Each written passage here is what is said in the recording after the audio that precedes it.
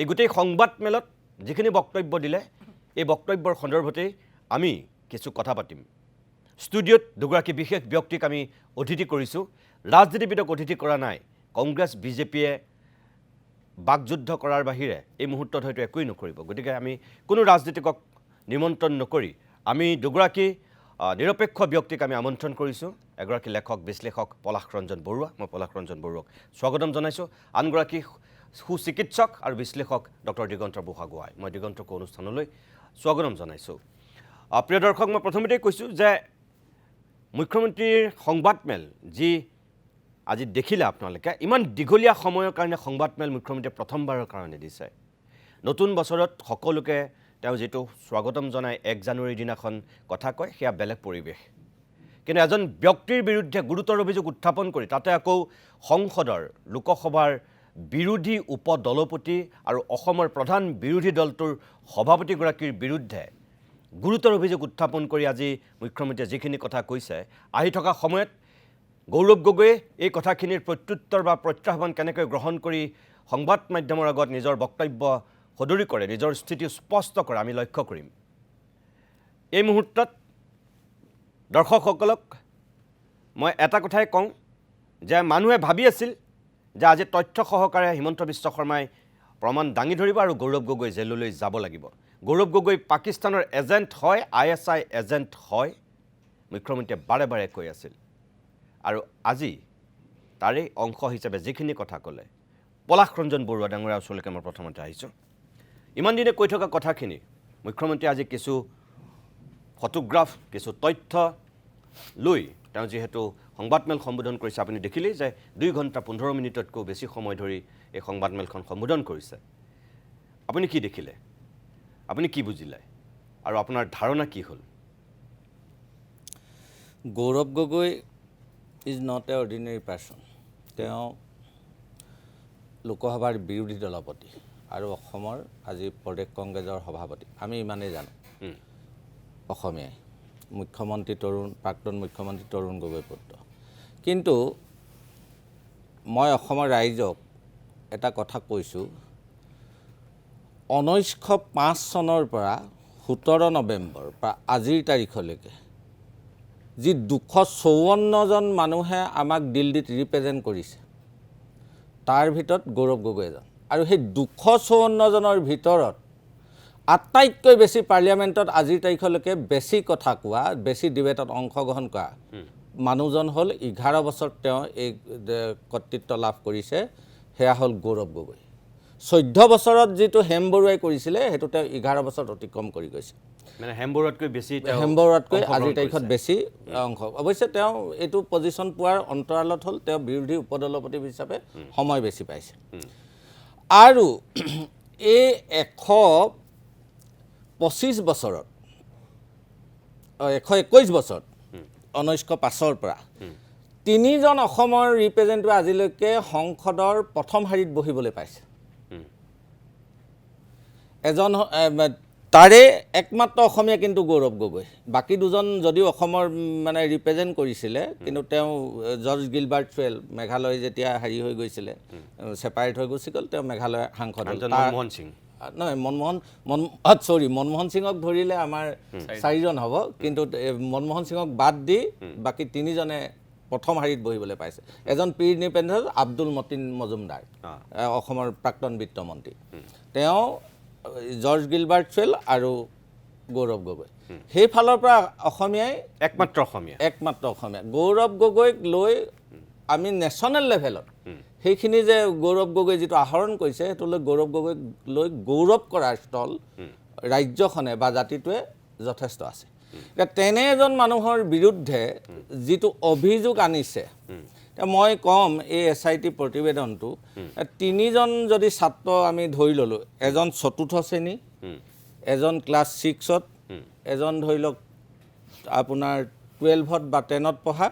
সেই 3 জনকে গৰুৰ বিষয়ে ৰচনা এখন লিখিবলৈ দিলোঁ এতিয়া 4ৰ্থ শ্ৰেণীজনে লিখাতকৈ 6ৰ জনখন অলপ উন্নত হ'ব 6ৰ জনতকৈ 10ৰ জনখন অলপ উন্নত হ'ব কিন্তু এইখন এই 4ৰ্থ শ্ৰেণীজনে লিখাখনৰ গোটেই SIT প্ৰতিবেদনটো মই তেনেধৰণেই ভাৱ কৰিছোঁ কিয় ইয়াত চাওক আজি ইমান দিনে যিবোৰ কথা কৈ থাকিলে মুখ্যমন্ত্ৰীয়ে যদি ইমানবোৰ তেওঁৰ বিৰুদ্ধে অভিযোগ আছে এই SIT প্ৰতিবেদনটো দিয়াৰ তেওঁৰ হাতত জমা দিয়া আজি কিমান দিন হ'ল ছেপ্টেম্বৰ কেই তাৰিখে দিছিলে 6 নে 7 তাৰিখে SIT তেওঁৰ হাতত জমা দিছিলে ৰাজহুৱা কৰাৰ কথা আছে 6 নে 7 তাৰিখে তেওঁ হাতত জমা দিছিলে তেতিয়াৰ পৰা ছেপ্টেম্বৰৰ পৰা আজিৰ তাৰিখলৈকেও এখন ইমান এটা যদি চিৰিয়াছ মেটাৰ তেওঁ সেইখন আজিলৈকে হাতত কিয় ৰাখি থলে 6 মাহ কিয় ৰাখি থলে য'ত পাকিস্তানৰ কথা পাকিস্তান ইমানেই সেনচিটিভ ভাৰতৰ কাৰণে ইমানেই এলাৰ্জি গতিকে তেনেকুৱা এটা ইস্যুত পাকিস্তানৰ এজেণ্ট বুলি কোৱা মানুহ এজনৰ বিৰুদ্ধে এটা অভিযোগ উত্থাপন কৰিছে আৰু সেই অভিযোগটো তেওঁ ৰাজনৈতিক হিচাপ নিকাচ কৰি ৰাজনৈতিক ফাইদাৰ লগত সময়ৰ হিচাপ নিকাচ কৰি জাপি থৈ দিব আৰু তেওঁ এটা নিৰ্দিষ্ট সময়ত আহি কৰিব সেইটো তেওঁ কেতিয়াবাই যদি তেওঁ ইমান চিৰিয়াছ মেটাৰ কেতিয়াবা এইটো চেণ্ট্ৰেল এজেঞ্চিলৈ ট্ৰেন্সফাৰ কৰিব লাগিছিল দ্বিতীয় কথা হ'ল এতিয়া এই কথাবোৰ তেওঁ আজি যিবোৰ কথা কৈ আছে এতিয়া গোটেই বলটো মই দেখিছোঁ যে গৌৰৱ গগৈ খেলিছে 10 দিন পাকিস্তানত কি কৰিছিল আৰু তেওঁ সেইটো পাৰ্চনেল মেটাৰ তেওঁ ছ'চিয়েল মিডিয়াত 10 দিনৰ কিয় নিদিলে 10 দিনৰ হেৰি কিয় নিদিলে সেইটো তেওঁ কুৱেশ্যন কৰিছে যে বাকী যোৱাটোও দিলে অহাটোও দিলে 10 দিন কাক কাক লগ কৰিলে সেইটো তেওঁ সেইটো দিয়ে নিদিয়ে সেইটো পাৰ্চনেল মেটাৰ আমিও কেতিয়াবা বাহিৰত গ'লে আমি প্ৰতিদিনাই সকলোৱে ফটো নিদিওঁ মই যোৱা ডিচেম্বৰত চেন্নাই গৈছোঁ 10-12 দিন আছোঁ কিন্তু মইতো সকলো আপলোড কৰা নাই গতিকে এই কাৰণে সেইটো ৰাজহুৱা কৰাটো বিচাৰিছে যে পাকিস্তান এখন আমাৰ কাৰণে শত্ৰু ৰাষ্ট্ৰ শত্ৰু ৰাষ্ট্ৰখনৰ ক'ত কি কৰি আছিল অসমৰ মানুহে জানিব বিচাৰিব তেতিয়া তেওঁ সাংসদ নাছিল এতিয়া তেওঁ সাংসদ তেওঁৰ বিৰুদ্ধে এটা এলিগেশ্যন আহিছে গতিকে তেওঁ সেইটো প্ৰুফ কৰাটো তেওঁ দায়িত্ব নহয় জানো ডেফিনেটলি তেওঁ এইটো দায়িত্ব হ'ব আৰু গৌৰৱ গগৈ নিশ্চয় এইখিনি সম্পৰ্কত তেওঁ প্ৰেছ মিটৰ যোগেদি এইখিনি দিব কিন্তু প্ৰথম কথা হ'ল এটা যেতিয়া এজন মানুহৰ বিৰুদ্ধে অভিযোগ উঠে পুলিচৰ প্ৰাৰম্ভিক কামটোৱে হ'ল সেই মানুহজনক সোধা পোছা কৰা এই প্ৰাৰম্ভিক কামটোৱে এতিয়ালৈকে গৌৰৱ গগৈক নট এ ছিংগুল ৱৰ্ড চাগে মানে ইণ্ট্ৰগেশ্যন কৰা নাই মুখ্যমন্ত্ৰীয়ে কৈছে এবাৰো জেৰা কৰা নাই বুলি কৈছে জেৰা কৰা নাই তেতিয়াহ'লে অভিযুক্তৰ মানুহজনক যদি সোধা পোছা নকৰাকৈ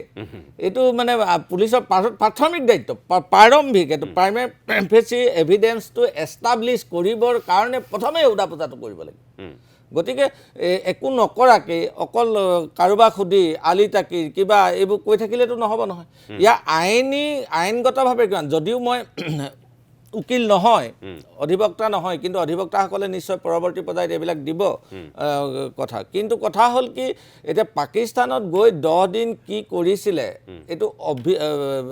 তদন্তকাৰী সংস্থাই যদি প্ৰমাণ কৰিব নোৱাৰে গৌৰৱ গগৈ একো নাই কৰা বুলি ক'লে কি কৰিব ৰুমৰ ভিতৰত শুই আছিলোঁ বুলি ক'লে কি কৰিব যদি অভিযোগ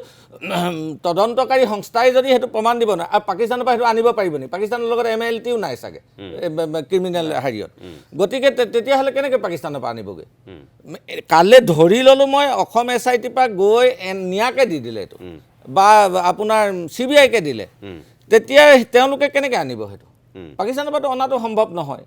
আৰু 13 চনৰ পৰা 14 চনত তেওঁলোকৰ চৰকাৰ আহিছিলে 14 চনৰ পৰা শুই আছিল নেকি আজিলৈকে ইমান এটা চিৰিয়াছ মেটাৰ আৰু যিজন মানুহে পাৰ্লিয়ামেণ্টত দপদপাই আছে যোৱা 11টা বছৰে গতিকে এইবিলাক কথা হ'ল বোকাচতীয়া খেল ৰাজনীতিত খেলি থাকিব কিন্তু আইনগতভাৱে আপোনালোকে চাব এইটো তদন্ত কৰি থাকিব এবছৰ 2 বছৰ হয়তো এনেকৈ পেলাই থাকিব পেলাই থৈ তদন্তৰ নামত এইটো শেষত ইয়াৰ ৰিজাল্ট এটা বিগ জিৰ' বাদে একো নহয় প্ৰাৰম্ভিক মই এইখিনি ধন্যবাদ মই আকৌ আহিম মই ডক্টৰ দিগন্ত বুঢ়াগোহাঁইৰ কাষলৈ আহিছোঁ দিগন্ত কেনেকৈ গোটেই বিষয়টো বিশ্লেষণ কৰিব দিগন্তৰে গোটেই প্ৰেছ মিটখন যিহেতু চাইছে মই আচলতে আপুনি যেতিয়া মোক মাতিলে মই অকণমান ভাল পোৱা নাছিলোঁ কথাটো ভাল সেইকাৰণে পোৱা নাছিলোঁ প্ৰত্যেক সপ্তাহৰ প্ৰতিটো দিন ব্যস্ত থাকোঁ আজি এখন ছবি চাম বুলি ভাবিছিলোঁ কিন্তু ইয়ালৈ অহাৰ পিছত কিন্তু ছবি এখনে চাবলৈ পালোঁ যদিও সেইখনৰ ৰেটিংটো বৰ এটা মই ভাল বুলি নাভাবোঁ আজি হিমন্ত বিশ্ব শৰ্মাক মানুহে মামা বুলি কয় এটা শব্দ আছে কোনোবাই যদি মুন্না ভাই MBBS চাইছে তাতে মামু বুলি এটা শব্দ আছে মামু মানে যোন যাক বুৰ্বক মানে এনেকুৱা ধৰণৰ এটা শব্দ বেলবং টাইপৰ আজি হিমন্ত বিশ্ব শৰ্মাৰ মই আজি মামা ডে হ'ব বুলি ভাবিছোঁ আজি মামু ডে হৈ গ'ল আমাৰ কাৰণে যিয়ে নহওক আমি আজি যিখন প্ৰেছ মিট এই প্ৰেছ মিটৰ পৰা আমি এটা বস্তু বিচাৰিছিলোঁ গোটেই কথাখিনি যিহেতু আলোচনা হৈছে যে হিমন্ত বিশ্ব শৰ্মাই কি দাবী কৰি আছিলে ইমান দিনে যে গৌৰৱ গগৈ দেশদ্ৰোহী গৌৰৱ গগৈ ISIৰ এজেণ্ট গৌৰৱ গগৈ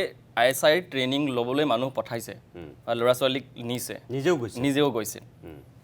কিন্তু এই গোটেই প্ৰেছ মিটত নানান ধৰণৰ কথা আলোচনা হৈছে কিন্তু আমি ইয়াৰ পৰা এই 3টা প্ৰশ্নৰ উত্তৰ পালোঁ নেকি যে তেওঁ দেশদ্ৰোহী বা তেওঁ ISI এজেণ্ট বা তেওঁ ট্ৰেইনিং লৈছে এই উত্তৰ আমি পোৱা নাই তেখেতে বাৰে বাৰে কৈছে যে আমি তেখেতক প্ৰশ্ন সোধা নাই যিটো কথা আমাৰ মোৰ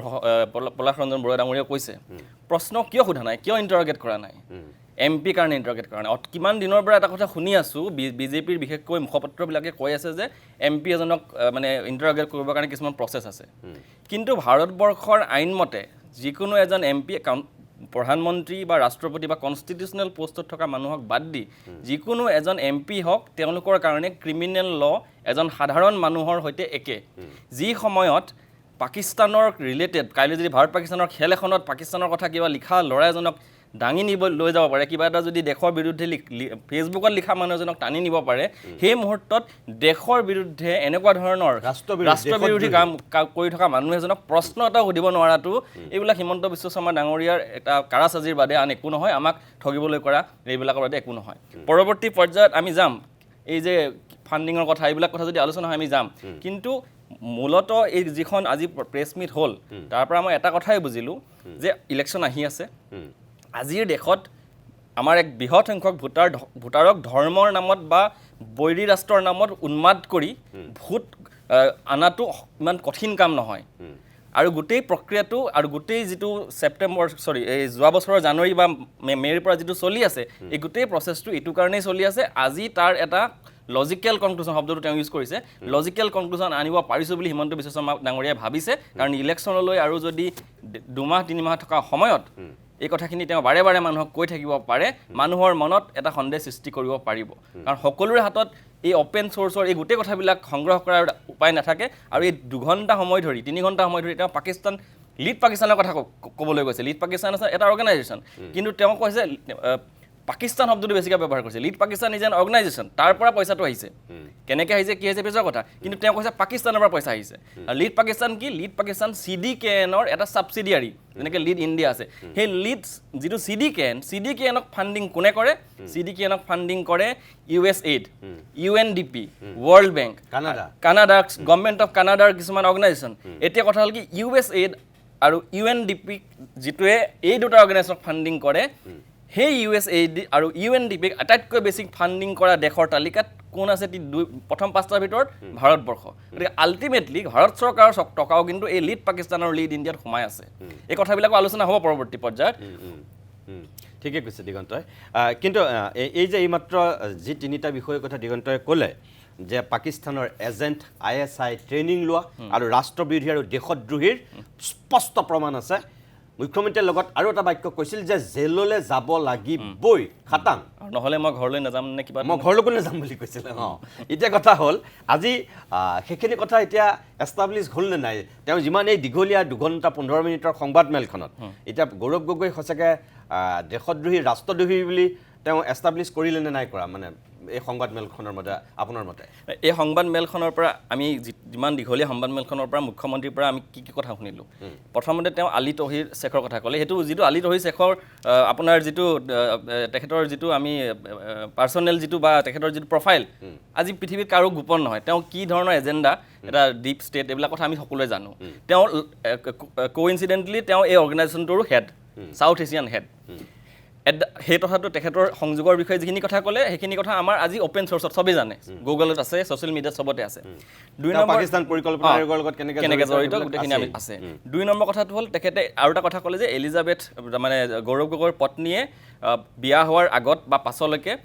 এই যিকেইটা অৰ্গেনাইজেশ্যন তাৰ লগত কাম কৰি আছিল আৰু দৰমহাটো লিড পাকিস্তানৰ যোগেদি আহিছিল 3 নম্বৰ কথাটো হ'ল গৌৰৱ গগৈয়ে 10 দিনৰ কাৰণে কোনো খবৰ নিদিয়াকৈ তেওঁৰ মতে ফুৰিবলৈ গৈছিল পাকিস্তানলৈ তাত কাক লগ পাইছিল আমি তেওঁ গম নাপায় আৰু কৈছে যে পাকিস্তানত ফুৰিবলগীয়া একো নাই কি কৰিছিলে 10 দিন এখেতে কৈছে যে তেওঁ শুইও থাকিব পাৰে এটা তেওঁ পাৰ্চনেল বুলি কৈছে ফুৰিবলৈ নাই মানে কি চবৰে ফুৰাৰ অভ্যাসটো একে নহয় আজি মই বাংলাদেশলৈ গৈ পেলাই তাৰ হিষ্ট্ৰীৰ বিষয়ে পঢ়িবলৈ শিকিবলৈ যাব পাৰোঁ। আপুনি বিচ ভাল পায় সাগৰৰ পাৰ, আপুনি সাগৰৰ পাৰলৈ যাব। আপুনি পাহাৰ ভাল পায়, পাহাৰ চাবলৈ যাব পাৰে। তেওঁ এজন পলিটিকেল ছায়েন্সৰ ষ্টুডেণ্ট, ৰাজনীতি বিষয়ে কিবা জানিবলৈও তাত যাব পাৰে। আমি নাজানো, জাষ্ট কথাটো কৈছোঁ। আৰু তেওঁ কৈছে যে কেনেকৈ এখন দেশৰ অন্য এখন দেশলৈ গৈ তেওঁ লাহোৰলৈহে ভিজা লৈছিল, সেই ভিজাটো কেনেকৈ বেলেগ চিটিলৈ গ'ল। হয়, ইণ্ডিয়া আৰু পাকিস্তানৰ মাজত ভিজাৰ ক্ষেত্ৰত ষ্ট্ৰিক্ট ৰেগুলেশ্যনছ আছে যে চিটি স্পেচিফিক ভিজাহে আপুনি ল'ব পাৰে। এইটো আমি সকলোৱে জানো। হয়, তেওঁ লাহোৰলৈ লৈছিল চিটি স্পেচিফিক ভিজা। তাৰপিছত অন্য চিটিলৈ এক্সপাণ্ড কৰিব পাৰি নে নোৱাৰি, ইয়াৰো প্ৰচেছ আছে। যদি পাকিস্তান ইণ্টেৰিয়ৰ মিনিষ্ট্ৰী, আমাৰ যিটো হোম মিনিষ্ট্ৰী, তাৰ যোগেদি যদি তেওঁ আবেদন কৰে থ্ৰু ইণ্ডিয়ান আপোনাৰ এম্বেচি বা ইণ্ডিয়ান কনচুলেট, তেতিয়াহ'লে এই এক্সটেনশ্যন হ'ব পাৰে। সেই এক্সটেনশ্যন কিয় লৈছিল, তাত কাক লগ পাইছিল, সেইটো কোৱা নোকোৱাটো বা সেইটো গৌৰৱ গগৈৰ নিজৰ কথা। মই ভাবোঁ যে তেওঁ কোৱা উচিত এইটো কাৰণে যাতে মুখ্যমন্ত্ৰীক তেওঁ প্ৰত্যুত্তৰ দিয়ে, কিন্তু কোৱা নোকোৱাটো তেওঁৰ কথা। আৰু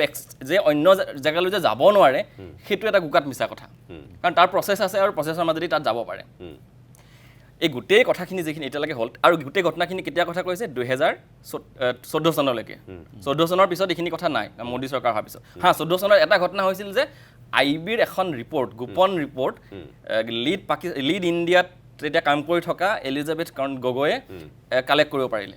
যি সময়ত তেওঁ কৈছে যে গোটেই ঘটনাবিলাক অমিত শ্বাহ অহাৰ পিছতহে হৈছে, ইণ্ডিয়াৰ আটাইতকৈ ষ্ট্ৰংগেষ্ট গৃহমন্ত্ৰী, কিন্তু সেই গৃহমন্ত্ৰীজন তেতিয়া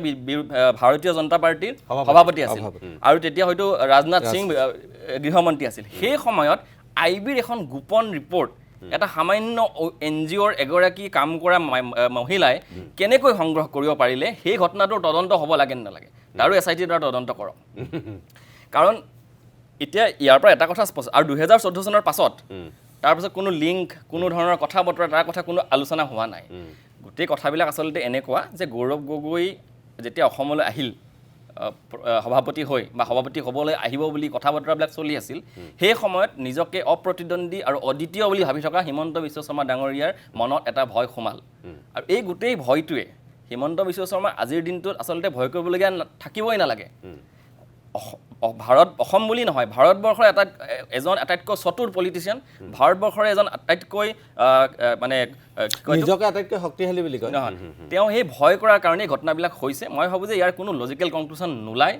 আৰু আইনী কোনো ধৰণৰ, মই যদিও আইনৰ ষ্টুডেণ্ট নহয়, মই ভাবোঁ যে এই গোটেই কথাখিনিত কোনো আইনী মানে ষ্ট্ৰং পইণ্ট মই অন্ততঃ এই সংবাদমেলৰ যোগেদি দেখা নাই। পাছত তেওঁৰ যিখন কাগজ পত্ৰ দিছে সেইবিলাক পঢ়ি চাম বাৰু। ঠিক আছে।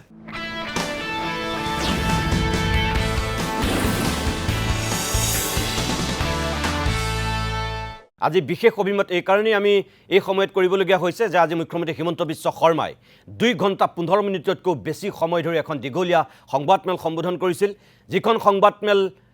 গৌৰৱ গগৈ পাকিস্তান লিংকক লৈ তেওঁ সম্বোধন কৰিছিল। প্ৰায় 1 বছৰ ধৰি, 1 বছৰতকৈ বেছি সময় ধৰি হিমন্ত বিশ্ব শৰ্মাই গৌৰৱ গগৈ পাকিস্তানৰ লগত যিটো সম্পৰ্ক, সেই সম্পৰ্কটোক লৈ দীৰ্ঘদিন ধৰি বক্তব্য ৰাখি আহিছিল, আৰু অৱশেষত আজি তেওঁ তাৰ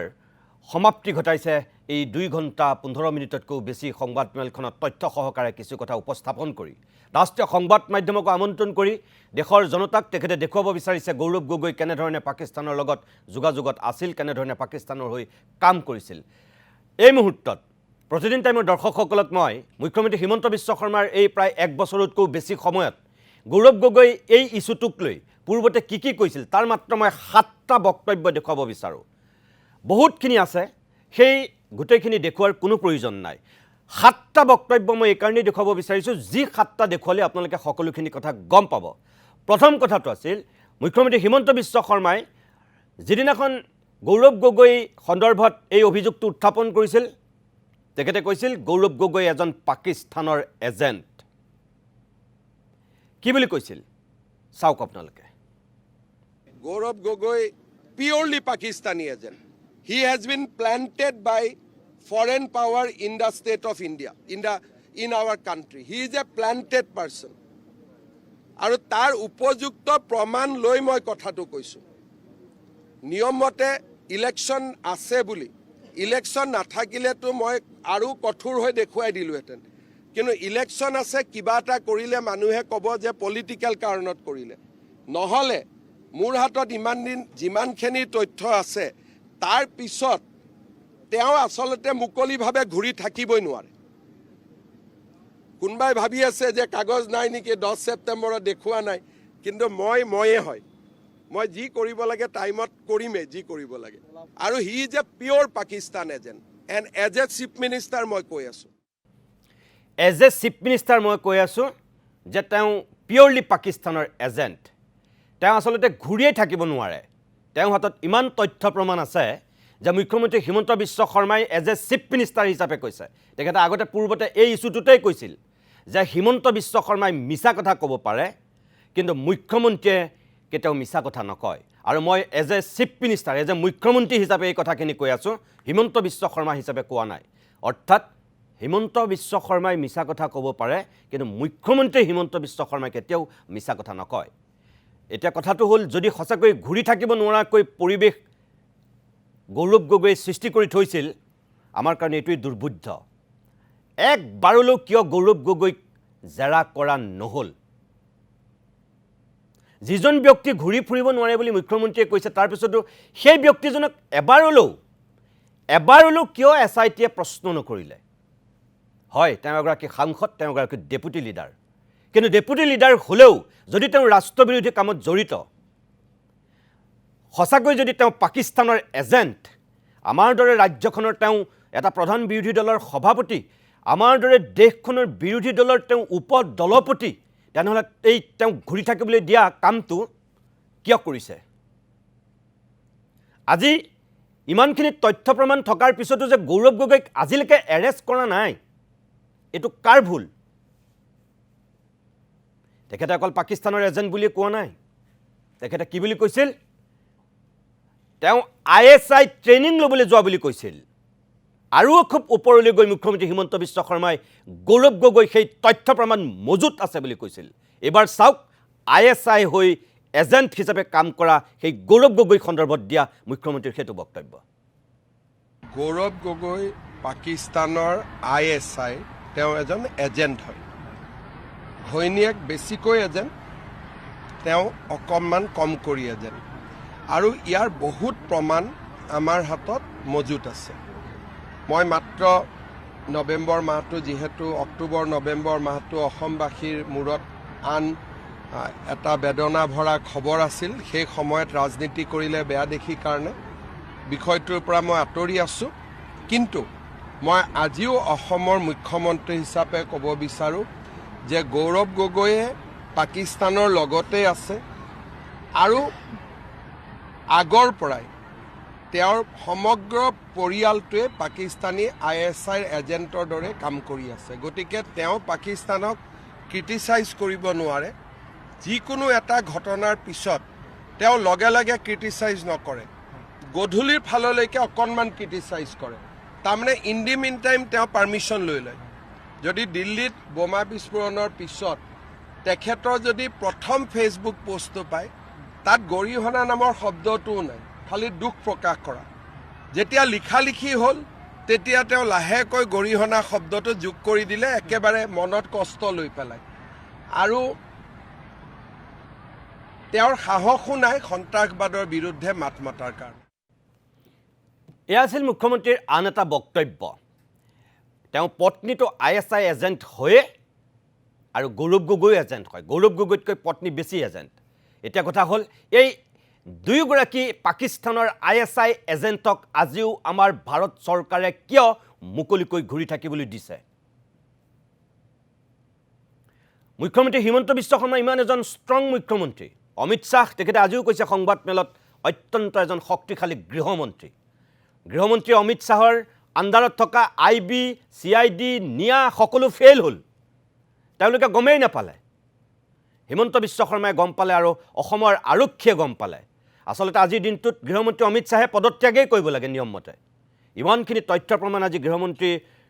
থাকোঁতেও এজন অসমৰ নিচিনা সৰু ৰাজ্য এখনৰ মুখ্যমন্ত্ৰীয়ে উদঙাই দিবলগীয়া হৈছে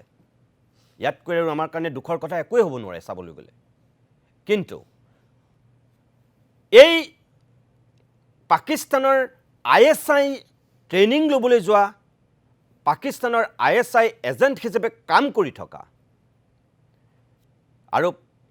গৌৰৱ গগৈকৈ বেছি এলিজাবেথ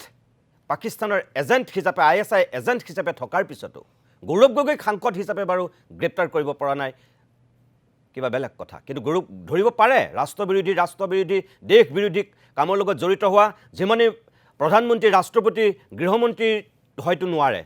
তাৰ তলৰ সকলোকে চাগে পাৰিবই, কিয় নোৱাৰিব, কিন্তু সেইটো কৰা নাই। এলিজাবেথক কিয় কৰা হোৱা নাই? এলিজাবেথক যে সুধিছিল তদন্তকাৰী বিষয়াই, তাৰপিছত যে তেওঁ একো নক'লে, তাৰপিছত তেওঁৰ বিৰুদ্ধে গোচৰ তৰিলে নে নাই? তেওঁ যে একো আৰু তাতকৈ নকওঁ বুলি ক'লে, তাতেই কি দায়িত্ব শেষ নেকি? SITয়ে তাৰপিছত কি কৰিব লাগিছিল? অসম চৰকাৰে তাৰপিছত কি উদ্যোগ ল'ব লাগিছিল? সেই উদ্যোগখিনি ল'লে নে নল'লে? নে আজি পলাশ ৰঞ্জন বৰুৱা আৰু দিগন্তই কোৱাৰ দৰে যে অকল ৰাজনৈতিকভাৱে পানী ঘোলা কৰিবৰ কাৰণে যোৱা 1 বছৰ ধৰি অসমৰ মানুহক হিমন্ত বিশ্ব শৰ্মাই ক'ৰবাত মূৰ্খ সজাইছে? কোনটো সঁচা? আৰু গৌৰৱ গগৈৰ প্ৰতিও আমাৰ আহ্বান যে আপুনি কিয় এই বিষয়টোক লৈ ইমান দিনে আপুনি মৌনতা অৱলম্বন কৰিলে? হিমন্ত বিশ্ব শৰ্মাই বাৰে বাৰে অভিযোগ উত্থাপন কৰিছিল, আপুনি এটা সময়ত মুখ খুলি পেলাই কৈছিল এইবিলাক গোকাত মিছা, এইবোৰ চব ফ্লপ শ্ব' হ'ব, এইবোৰ চব ফুজ হ'ব, এই শব্দকেইটাই আপুনি কৈছিল। আজি মুখ্যমন্ত্ৰীয়ে 2.5 ঘণ্টামান সময় ধৰি যিখন সংবাদ মেল দিছে, ইয়াৰ পিছত আপুনি কি কয় আমি নাজানো। আপুনি মুখ খোলাটো আপোনাৰ কিন্তু দায়িত্ব আৰু কৰ্তব্য, সেয়াও সঁচা। তাৰপিছত মুখ্যমন্ত্ৰীৰ মই আন এটা বক্তব্য দেখুৱাব বিচাৰোঁ গৌৰৱ গগৈ ডাঙৰীয়াকো, যদি আপুনি পাহৰি গৈছে চাওক, অসমবাসীয়েও চাওক যে এণ্টি নেশ্যনেল এক্টিভিটিৰ সন্দৰ্ভত হিমন্ত বিশ্ব শৰ্মাই গৌৰৱ গগৈৰ বিৰুদ্ধে কোৱা আন এটা বক্তব্য। আপুনি যদি পাকিস্তানত গৈছে, আপোনাৰ ষ্টাম্পটো মই মাৰিব পাৰিম নেকি পাছপৰ্ট ভিছাত? মইতো ইমান পাৱাৰফুল মানুহ নহয়, গতিকে আপুনি গ'লেহে আপোনাৰ পাছপৰ্টত ষ্টাম্পটো থাকিব। আজিলৈকে তেওঁলোকে কৈছে নেকি আমি যোৱা নাই বুলি? সাহসটো কৰা নাই যোৱা নাই বুলি ক'বৰ কাৰণে। এণ্টি নেশ্যনেল এক্টিভিটি ওলাব নেকি ছাৰ কিবা? এইটোতো পাকিস্তানত যোৱা মানে এণ্টি নেশ্যনেল। পাকিস্তানত আমাৰ ক্ৰিকেট টিমকে যাব নিদিয়ে। পাকিস্তানত মানুহ লুকাই কিয় যাব? পাকিস্তানত কোনোবা গ'লে ডেলিগেশ্যনত যাব, ফটো উঠি যাব। চুপচাপ কৰি পাকিস্তানত কিয় যাব? মই যদি আজি পাকিস্তানত যাওঁ, আপোনালোকে মোক এৰি দিব নেকি? কালি যদি ৰাতিপুৱা মই 7 দিন নোহোৱা হৈ যাওঁ, 8 দিনৰ দিনাখন আপোনালোকে গম পালে হিমন্ত বিশ্ব শৰ্মা পাকিস্তানৰ পৰা আহিলে, আপোনালোকে মোক এৰি দিব?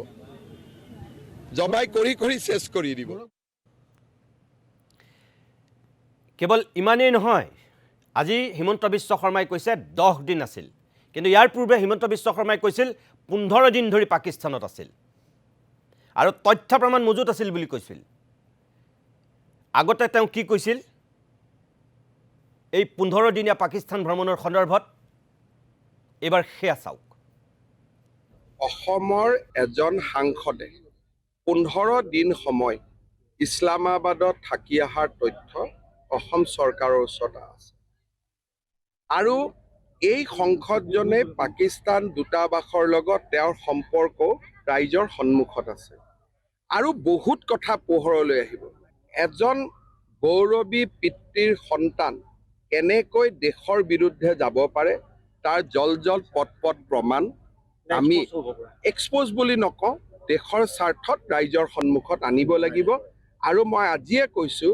যে 15 দিন ভাৰত চৰকাৰক নোকোৱাকৈ ইছলামাবাদত থাকি অহাৰো আমি প্ৰমাণ পাইছোঁ, আৰু বিভিন্ন প্ৰমাণ আমাৰ হাতত আছে। গতিকে মই ভাবোঁ যে তাতেই কিজানি নামাজ পঢ়িব শিকি আহিছে, যি ধৰণে নামাজ পঢ়ে। গতিকে এই গোটেই কথাবোৰ আমি জনতাৰ সন্মুখলৈকে আনিম। পাকিস্তান আমাৰ ডাঙৰ শত্ৰু, কিন্তু দেশৰ ভিতৰত থাকি পাকিস্তানৰ গুণগান কোৱাসকল তাতকৈও ডাঙৰ শত্ৰু। এই কথাটো আমি মনত ৰাখিব লাগিব।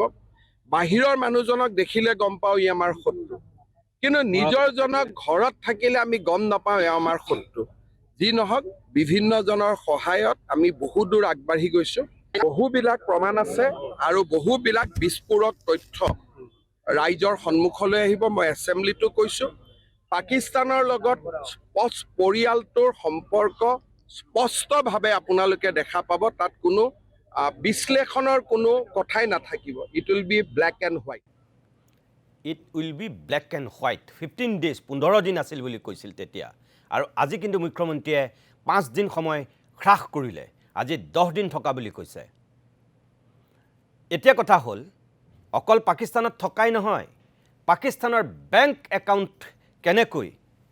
এই গৌৰৱ গগৈ পৰিয়ালৰ আছে, কেনেকৈ তেওঁলোকে অৰ্থনৈতিকভাৱেও পাকিস্তানৰ লগত লেনদেন কৰে, সেই সন্দৰ্ভতো আজি যেনেকৈ সংবাদমেলত কৈছে, ইয়াৰ পূৰ্বে মুখ্যমন্ত্ৰীয়ে তথ্য সহকাৰে কিছু বক্তব্য ৰাখিছিল। কি কৈছিল এবাৰ মই সেয়াও দেখুৱাই লৈছোঁ আপোনালোকক। মই আজি খালি হিণ্ট দিছোঁ আপোনালোকক, তেওঁৰ পৰিয়ালৰ একাউণ্টত আজিও পাকিস্তানত ৰানিং আছে বেংক একাউণ্ট চলি আছে। মই 8 তাৰিখে কমেই, খালি আপোনালোকক এটা হিণ্ট দিছোঁ, যি বেংক একাউণ্ট পাকিস্তানত থাকিব পাৰে সেই মানুহ কিমান ডেঞ্জাৰাছ হ'ব আপোনালোকে খালি ভাবি চাওক। মই যিবিলাক কওঁ, মোৰ ওপৰত কিয় কেছ কৰিব সাহস নকৰে? আজি যে মই 2 মাহৰ পৰা কৈ আছোঁ, মোৰ ওপৰততো কোনেও কেছ কৰা নাই। কিয়? তেওঁলোকে জানে যে কেছ কৰিলে উল্টা বিপদত পৰিম। আজি মই কৈছোঁ যে পৰিয়ালৰ পাকিস্তানতো বেংক একাউণ্ট আছে, খালি হিণ্টটো দিছোঁ। আজি কিন্তু সংবাদমেলত মুখ্যমন্ত্ৰীয়ে পাকিস্তানত বেংক একাউণ্ট আছিল বুলিহে কৈছে, আছে বুলি কোৱা নাই। এতিয়াও এই বক্তব্যটোত কৈছিল আছে বুলি, কিন্তু ইয়াৰ পিছত যেতিয়া আজি মুখ্যমন্ত্ৰীয়ে সংবাদমেল দিলে, এতিয়া বেংক একাউণ্ট নাই বুলি কৈছে, আগতে আছিল বুলি কৈছে। কিন্তু সিদিনাখন তেখেতে তেতিয়ালৈকে বেংক একাউণ্ট আছে বুলি কৈছিলে। আমি নাজানো কোনটো সঁচা কোনটো মিছা। বেংক একাউণ্ট তেওঁ যিহেতু এটা তাত পাকিস্তানৰ বা এজেঞ্চিত এটা সংস্থাত কাম কৰিছিল, তেওঁ পত্নীৰ হয়তো বেংক একাউণ্ট থাকিব পাৰে। এই মুহূৰ্তত মই পোনে পোনে আপোনালোকক লৈ যাব বিচাৰিছোঁ। গৌৰৱ গগৈয়ে এই সন্দৰ্ভত হয়তো মুখ খুলিছে, সংবাদ মাধ্যমৰ আগত সম্বোধন কৰিছে। মই গৌৰৱ গগৈ বক্তব্যৰ মাজলৈ পোনে পোনে আপোনালোকক লৈ যাব বিচাৰিছোঁ। আপোনালোকে ঠেলাঠেলি নকৰিব, শৃংখলাবদ্ধভাৱে ল'ব। কিছু সময় পূৰ্বে মুখ্যমন্ত্ৰী আপোনাৰ বিৰুদ্ধে যি সমাধান কৰিছিলে যে পাকিস্তান লিংক সন্দৰ্ভত আপুনি 10 দিন পাকিস্তানত আছিলে, কি কৰি আছিলে সেইটো এটা প্ৰশ্ন। আৰু দ্বিতীয়তে এলিজাবেথ আপোনাৰ ৱাইফে পাকিস্তান লিডৰ পৰা দৰমহা লৈছিলে, প্ৰথম 6 মাহ 2 লাখ, তাৰপিছত 2.5 লাখকৈ ইতিমধ্যে সংবাদমেলত উল্লেখ কৰিছে। আপুনি 10 দিন আছিলে, ইছলামাবাদ কৰাচিলৈকে গৈছিলে, কি ক'ব? তো আমি প্ৰায় 2.5 ঘণ্টা আজি মুখ্যমন্ত্ৰীয়ে যথেষ্ট চেষ্টা কৰিলে যে নিজৰ ফ্লপ চিনেমাটো কেনেদৰে এটা মানুহৰ মাজত লৈ যাব পাৰে। বহুত চেষ্টা কৰিলে। 2.5 ঘণ্টা পিছত সেই ৰুমৰ ভিতৰত যিমানবোৰ সাংবাদিকসকল আছিলে তেওঁলোকে কনভিন্স কৰিব নোৱাৰিলে। যিমান সাংবাদিকসকল আছিল সকলোৱে যেতিয়া তেওঁলোকৰ প্ৰশ্নবোৰ শুনিব, মোৰ কথা ক'ব নালাগে, আপোনালোকে সেই সাংবাদিকসকলে যে গোটেই সেই 2.5 ঘণ্টা সংবাদমেলটো সহ্য কৰিলে, দিল্লীৰ পৰা আহিলে, ভাবিলে আজি কিবা এটা পাব, তেওঁলোকৰ প্ৰশ্ন শুনিলে আপোনালোকে গম পাব যে তেওঁলোকে নিজে কনভিন্স হোৱা নাই। তো মুখ্যমন্ত্ৰীৰ সেই সন্মুখত থকা সাংবাদিকসকলকে ভালকৈ প্ৰশ্নৰ উত্তৰ দিব পৰা নাই, প্ৰমাণ দিব পৰা নাই। তো সেইকাৰণে যি কথা মই আগতেও কৈছিলোঁ যে এইটো ফ্লপ হ'ব, মোৰ কথাটো অলপ মিছা হ'ল। ফ্লপ নহয়, এইটো ছুপাৰ ফ্লপ, এইটো ছুপাৰ ফ্লপ। তেওঁ যে 10 ছেপ্টেম্বৰত যিখিনি কথা যে এইখিনি কথা যে ক'বলৈ বিচাৰিছিল, সাংবাদিকসকলক 10 ছেপ্টেম্বৰত মাতি আনিবলৈ বিচাৰিছিল, পিছত 6 মাহ শুই থাকিলে। ইমানে যদি গুৰুত্বপূৰ্ণ, তো 6 মাহ কি কৰি আছিলে? 6 মাহ ফাইলৰ ওপৰত কিয় শুই আছিলে? এতিয়া নিৰ্বাচন কাষ চাপিছে, দেখিছে যে আমি তেওঁলোকৰ 12,000 বিঘাৰ মাটি কথাবোৰ ওলাইছোঁ। সময় পৰিৱৰ্তনৰ যাত্ৰা চাই অসমৰ ৰাইজ ওলাই আহিছে। ৰাইজে পৰিৱৰ্তন বিচাৰে, ৰাইজে নতুন বৰ অসম চাবলৈ বিচাৰে। সেইকাৰণে এতিয়া নিৰ্বাচনৰ 2 মাহ আগত যি কথা 6 মাহ আগত ক'ব লাগি আছিল বা ৰিপৰ্টটো মুকলি কৰিব লাগিছিল বা কেন্দ্ৰীয় চৰকাৰক দিব লাগিছিল, আজি তেওঁ 6 মাহ একোৱেই নকৰিলে। তাৰমানে তেওঁ নিজে কনভিন্স নহয় আৰু চৰকাৰকো কনভিন্স কৰিব পৰা নাই, সাংবাদিকসকলেও কনভিন্স কৰিব পৰা নাই। এটা ছুপাৰ ফ্লপ। আৰু আমি যিদৰে 12,000 বিঘাৰ মাটি যে এটাকৈ আমি উল্লেখ কৰিছোঁ, এতিয়ালৈকে আমি 3 দিনীয়া যে আমি ভ্ৰমণ কৰিলোঁ, তাতে প্ৰায় 3,000 বিঘা মাটি আমি ফাদিল কৰিবলৈ আমি সফল হৈছোঁ। আৰু সেইকাৰণে তেওঁলোকৰ চিনেমাটো ফ্লপ, আমাৰ সময় পৰিৱৰ্তন যাত্ৰাটো হিট। আৰু একেখিনি আজি উল্লেখযোগ্য যে আজি চিপাঝাৰলৈ আহিছোঁ কিয় কি ইয়াৰ পূৰ্বে যেতিয়া 10 ছেপ্টেম্বৰত তেওঁ কৈছিল যে মই ৰিপৰ্টটো মুকলি কৰিম মই সকলোৰ আগত প্ৰকাশ কৰিম সেইদিনাটো ফুচ হৈ গ'ল কিন্তু সেইদিনা আমি প্ৰাক্তন বিধায়ক বিনন্দ শইকীয়া ডাঙৰীয়াক আমি দিল্লীত যোগদান কৰালোঁ আৰু আজিও 8 ফেব্ৰুৱাৰী যেতিয়া বাস্তৱভাৱে তেওঁ ফ্লপ চিনেমাটো মুকলি হ'ল আমি বিনন্দ শইকীয়া ডাঙৰীয়াৰ আজি আৰু জিলা কংগ্ৰেছৰ বিভিন্ন আমাৰ দলৰ সতীৰ্থসকলৰ সহযোগত এটা সুন্দৰ অনুষ্ঠানত আহিছোঁ শেষত গৈ অসমৰ মুখ্যমন্ত্ৰী হিমন্ত বিশ্ব শৰ্মা ডাঙৰীয়া অসমৰ ৰাইজৰ ৰাজনৈতিক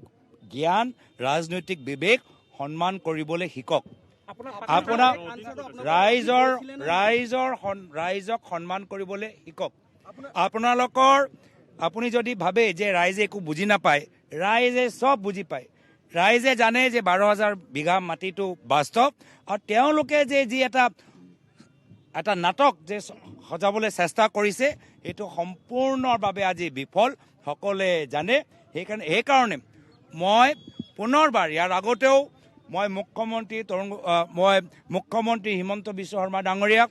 মোক ইমান ডাঙৰ নেতা বনোৱাৰ বাবে মই তেখেতক ধন্যবাদ কৃতজ্ঞতা জ্ঞাপন কৰিছোঁ আৰু আজিও যে আমাৰলৈ শংকিত সময় পৰিৱৰ্তন যাত্ৰালৈ শংকিত আৰু আমাৰ হৈ যে কিমান তেওঁ চিন্তা কৰে তাৰ বাবে নিজৰ মনৰ যে তেওঁ অস্থিৰ হৈ আছে সেই গোটেইখিনি কথা মুকলি কৰাৰ বাবে মই আকৌ তেওঁৰ যে যুক্তি নাই তেওঁ কোনো সাহস নাই তেওঁৰ ওচৰত কোনো তথ্য নাই আজি তেওঁ ৰাষ্ট্ৰীয় সংবাদ মাধ্যমৰ সন্মুখত যে গোটেইখিনি প্ৰকাশ কৰিলে মই তাৰ বাবে মই তেখেতক ধন্যবাদ কৃতজ্ঞতা জ্ঞাপন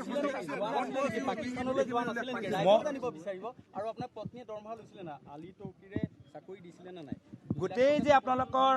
প্ৰশ্নৰ মই বহুতখিনি কথা আগতেও মই কৈ দিছোঁ এনেকুৱাও যে নহয় যে আমি ইণ্টাৰভিউত কোৱা নাই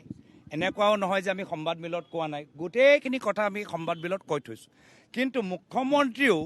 আজি কোনো ধৰণৰ ইমান দিন 10 ছেপ্টেম্বৰৰ পৰা 6 মাহ পিছত যে 8 ফেব্ৰুৱাৰীলৈকে যে একো যে দিব নোৱাৰিলে একো যে প্ৰমাণ নাই এতিয়াও যে তেওঁ মানে চিন্তিত সেইখিনি কথা যে আজি ফাদিল হ'ল আমি গম পাই গৈছোঁ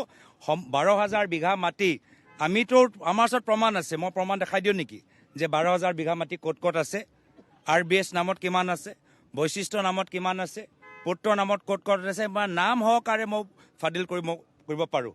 ৰাইজেও আমাক দি আছে হু ইজ হিমন্ত বিশ্ব শৰ্মা কোন হয় হিমন্ত বিশ্ব শৰ্মাৰ ৱেবছাইটত গোটেইখিনি কথা দি আছে তো আজি কথাটো স্পষ্ট যে তেওঁলোকৰ প্ৰেছ কনফাৰেন্স 2.5 ঘণ্টাত তেওঁ সাংবাদিকসকলকেও তেওঁ কনভিন্স কৰিব নোৱাৰিলে নিজে বিফল হ'ল ছুপাৰ ফ্লপ আৰু আমাৰ সময় পৰিৱৰ্তন যাত্ৰা ছুপাৰ হিট আমাৰ লগত আমাৰ দুগৰাকী জ্যেষ্ঠ নেতা আছে ৰকিবুল হুছেইন আমাৰ ৰকিবুল হুছেইন ডাঙৰীয়াকো আমাৰ দুএষাৰ আকৌ উত্তৰ ল'ম মই প্ৰশ্ন আকৌ উত্তৰ ল'ম মোৰ কথাটো শুনি লওক আপোনাৰ ৰাষ্ট্ৰীয় মিডিয়া ছুপাৰ ফ্লপ কল ছুপাৰ ফ্লপ এতিয়া ৰাষ্ট্ৰীয় মিডিয়া আমাৰ আছে কিন্তু ৰাজ্যিক মিডিয়াৰ সন্মুখত আমাৰ দলৰ নেতা ৰকিবুল হুছেইন ডাঙৰীয়াকৈ চমু দুআষাৰ আৰু AICC আমাৰ জিতেন্দ্ৰ সিং এক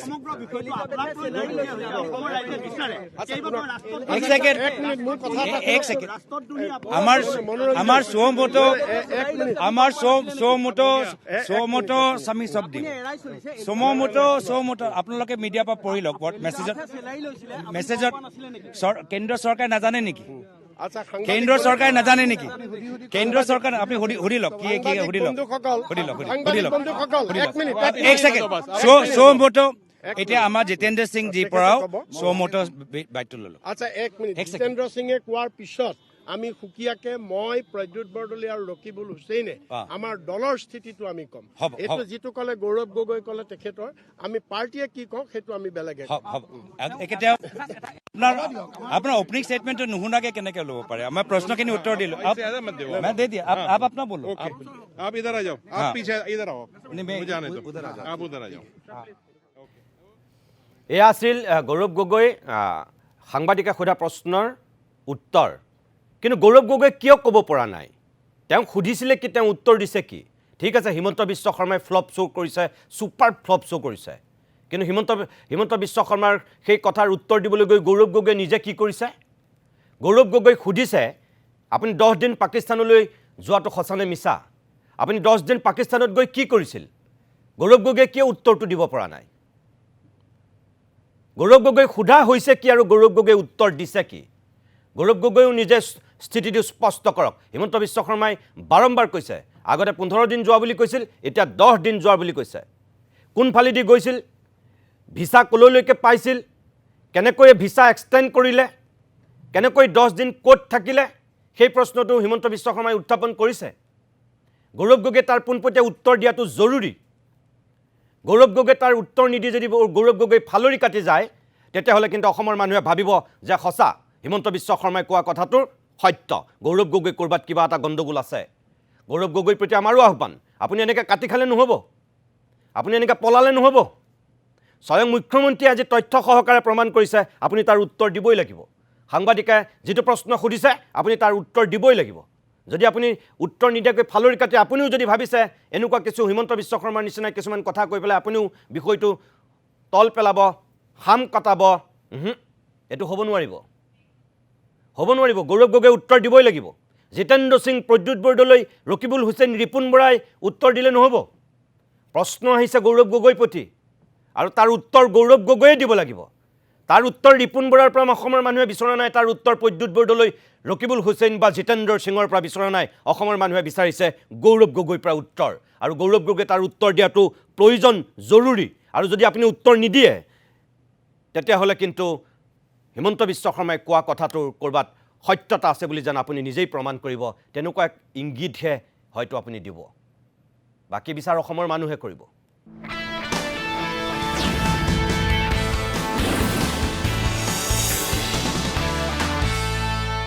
যে মুখ্যমন্ত্ৰীৰ যোৱা এবছৰত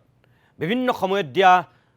এই গৌৰৱ গগৈ পাকিস্তান লিংকক লৈ যিখিনি বক্তব্য আছিল, তাৰ মাত্ৰ মই 7টা বক্তব্য আপোনালোকক দেখুৱাম বুলি কৈছিলোঁ। 5টা বক্তব্য ইতিমধ্যেই মই দেখুৱাইছোঁ, আৰু 2টা বক্তব্য মই এই মুহূৰ্তত দেখুৱাই লওঁ, তাৰপিছত এই ষ্টুডিঅ'ৰ অতিথিসকলৰ কাষলৈ উভতি আহিম। প্ৰথমটো বক্তব্যত আছিল তেওঁ গৌৰৱ গগৈ আৰু তেওঁ পৰিয়ালক লৈ যিটো কথা বাৰে বাৰে তেখেতে কৈ আহিছিল, আজিও তেওঁ সংবাদমেলত সেই কথাটো কৈছে যে তেওঁ পুত্ৰ আৰু কন্যাৰ ক্ষেত্ৰত গৌৰৱ গগৈ পূৰ্বৰ যিটো স্থিতি হঠাৎ তেওঁ সলাইছিল, কাৰণ তেওঁ ইংলেণ্ডৰ নাগৰিকত্ব দিয়াইছিল নিজৰ সন্তানক, যাৰ ভাৰতীয় নাগৰিকত্ব থকাৰ পিছতো হঠাতে তেওঁ নিজৰ পুত্ৰ আৰু কন্যাক ভাৰতীয় নাগৰিকত্ব প্ৰত্যাহাৰ কৰাই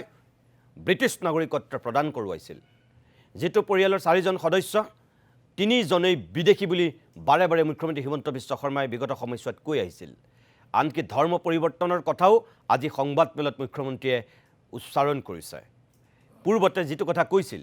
মই আকৌ এবাৰ দেখুৱাই লওঁ, চাওক আপোনালোকে। এইবিলাক অলাগতিয়াল কথা কৈ থকাৰ প্ৰশ্ন নাই। হিমন্ত বিশ্ব শৰ্মাই এনেকুৱা কাম নকৰে য'ত ক্ষমা খুজিব লাগে। যাৰ পৰিয়ালৰ 3জনকৈ বিদেশী, তেওঁ আমাক জ্ঞান দিব নেকি? আমিতো বাংলাদেশীক বিদেশী বুলি কওঁ, কিন্তু ব্ৰিটিছো বিদেশীয়ে। যাৰ পৰিয়ালৰ 3জনক, যাৰ পূৰ্বপুৰুষে কনকলতা বৰুৱাক হত্যা কৰিছিল, তেনেকুৱা স্থানত গৈ নিজৰ 3টাকৈ সন্তানে নাগৰিকত্ব লৈছে। সেই মানুহজনৰ কিবা নৈতিকতা আছে নেকি? আগতে মই অলপ চলপ গুৰুত্ব দিছিলোঁ, কিন্তু যেতিয়া গম পালোঁ বাচ্চাও ফৰেনাৰ, ঘৈণীয়েকো ফৰেনাৰ, তাৰপিছত কি ইজ্জত আছে? তেওঁ কালি গুচি যাব। হিমন্ত বিশ্ব শৰ্মাই যেতিয়া ক্ষমা খুজিব লাগিব বুলি গৌৰৱ গগৈয়ে প্ৰত্যাহ্বান জনাইছিল, যে তেওঁ ভুল কথা, মিছা কথা কোৱাৰ কাৰণে এটা সময়ত তেওঁহে অসমবাসীৰ ওচৰত ক্ষমা খুজিব লাগিব বুলি গৌৰৱ গগৈয়ে যেতিয়া ওলোটাকৈ মুখ্যমন্ত্ৰী হিমন্ত বিশ্ব শৰ্মাক প্ৰত্যাহ্বান জনাই বক্তব্য ৰাখিছিল, তেতিয়া হিমন্ত বিশ্ব শৰ্মাই এনেকৈ প্ৰত্যুত্তৰ দিছিল গৌৰৱ গগৈ। কেৱল ইমানেই নহয়, এটা সময়ত মুখ্যমন্ত্ৰীয়ে কৈছিল যে দৰকাৰ হ'লে মই ঘৰলৈকো নাযাওঁ যদি মই মিছা কথা কৈছোঁ। এই পৰ্যায়ত মুখ্যমন্ত্ৰীয়ে বক্তব্য ৰাখি থৈছিল। চাওক শেষৰটো বক্তব্য। মইতো ক'লো না, মই একেবাৰে ৰিজাইন দি দিম যদি মই এটা কথাও মিছা কৈছোঁ। এটা কথাও যদি মিছা কথা কৈছোঁ, জীৱনত ৰাজনীতিয়ে নকৰোঁ। আৰু যদি এক কদম বেছি কৈ যায়, মই এনেকুৱা প্ৰতিজ্ঞা কৰি দিম যে মই ঘৰতে নাযাওঁ। আৰু যদি মই এটাও কথা মিছা কৈছোঁ, জীৱনত মোৰ ঘৰতে মই নোসোমাওঁ। এয়া আছিল মুখ্যমন্ত্ৰীৰ এই গৌৰৱ গগৈ সন্দৰ্ভত বিগত সময়ত দিয়া বক্তব্যৰ মাত্ৰ 7টা বক্তব্য মই আকৌ পলাশ ৰঞ্জন বৰুৱা ডাঙৰীয়া মই আপোনাৰ কাষলৈ আহিছোঁ এটাও মিছা কথা ক'লে মই ঘৰলৈকো নাযাওঁ এই পৰ্যায়ত কৈছিল এতিয়া গৌৰৱ গগৈ কিছু সময় যিটো বক্তব্য দিলে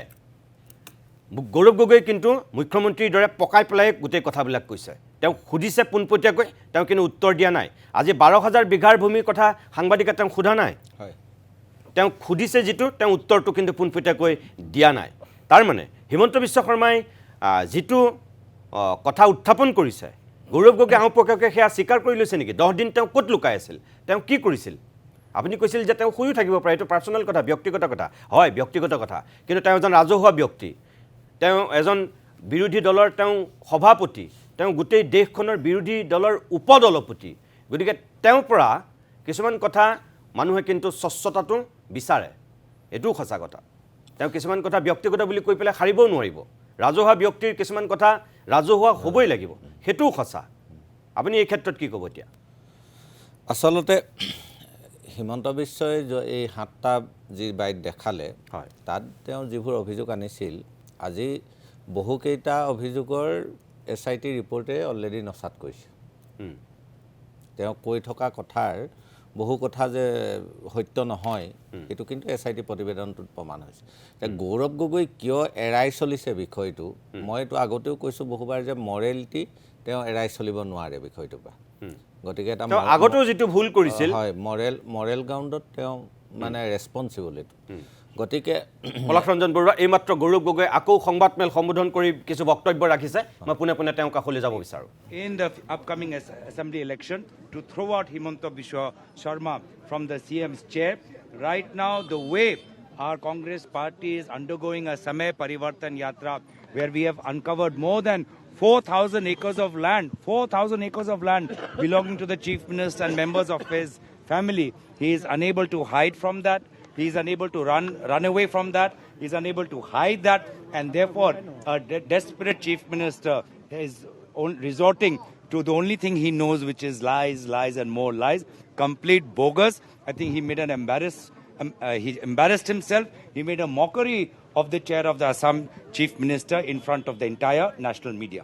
Thank you. Thank you. Thank you.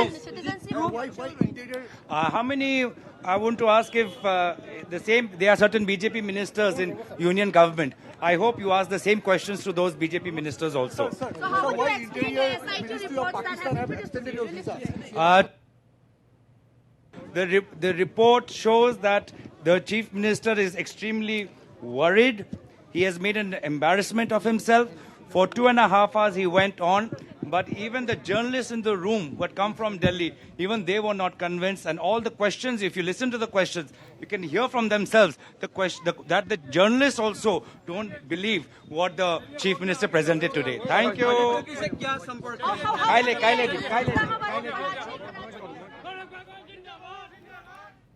সেয়া আছিল গৌৰৱ গগৈ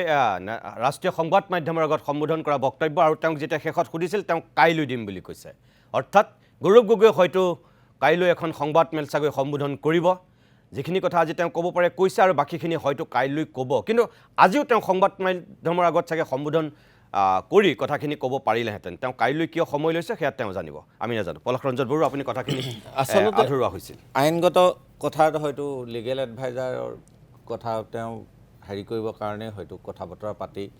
তেওঁ অলপ সময় লৈছে বোধ কৰোঁ কিন্তু এটা কথা গোটেই SIT ৰিপৰ্টটোৰ পৰা এটা কথা ক্লিয়াৰ হ'লগৈ যে সেই 10 দিনতহে গণ্ডগোলটো লাগি আছে 10 দিন কি কৰিছিলে তাৰ বাকী কিন্তু ইমান টেকনিকেল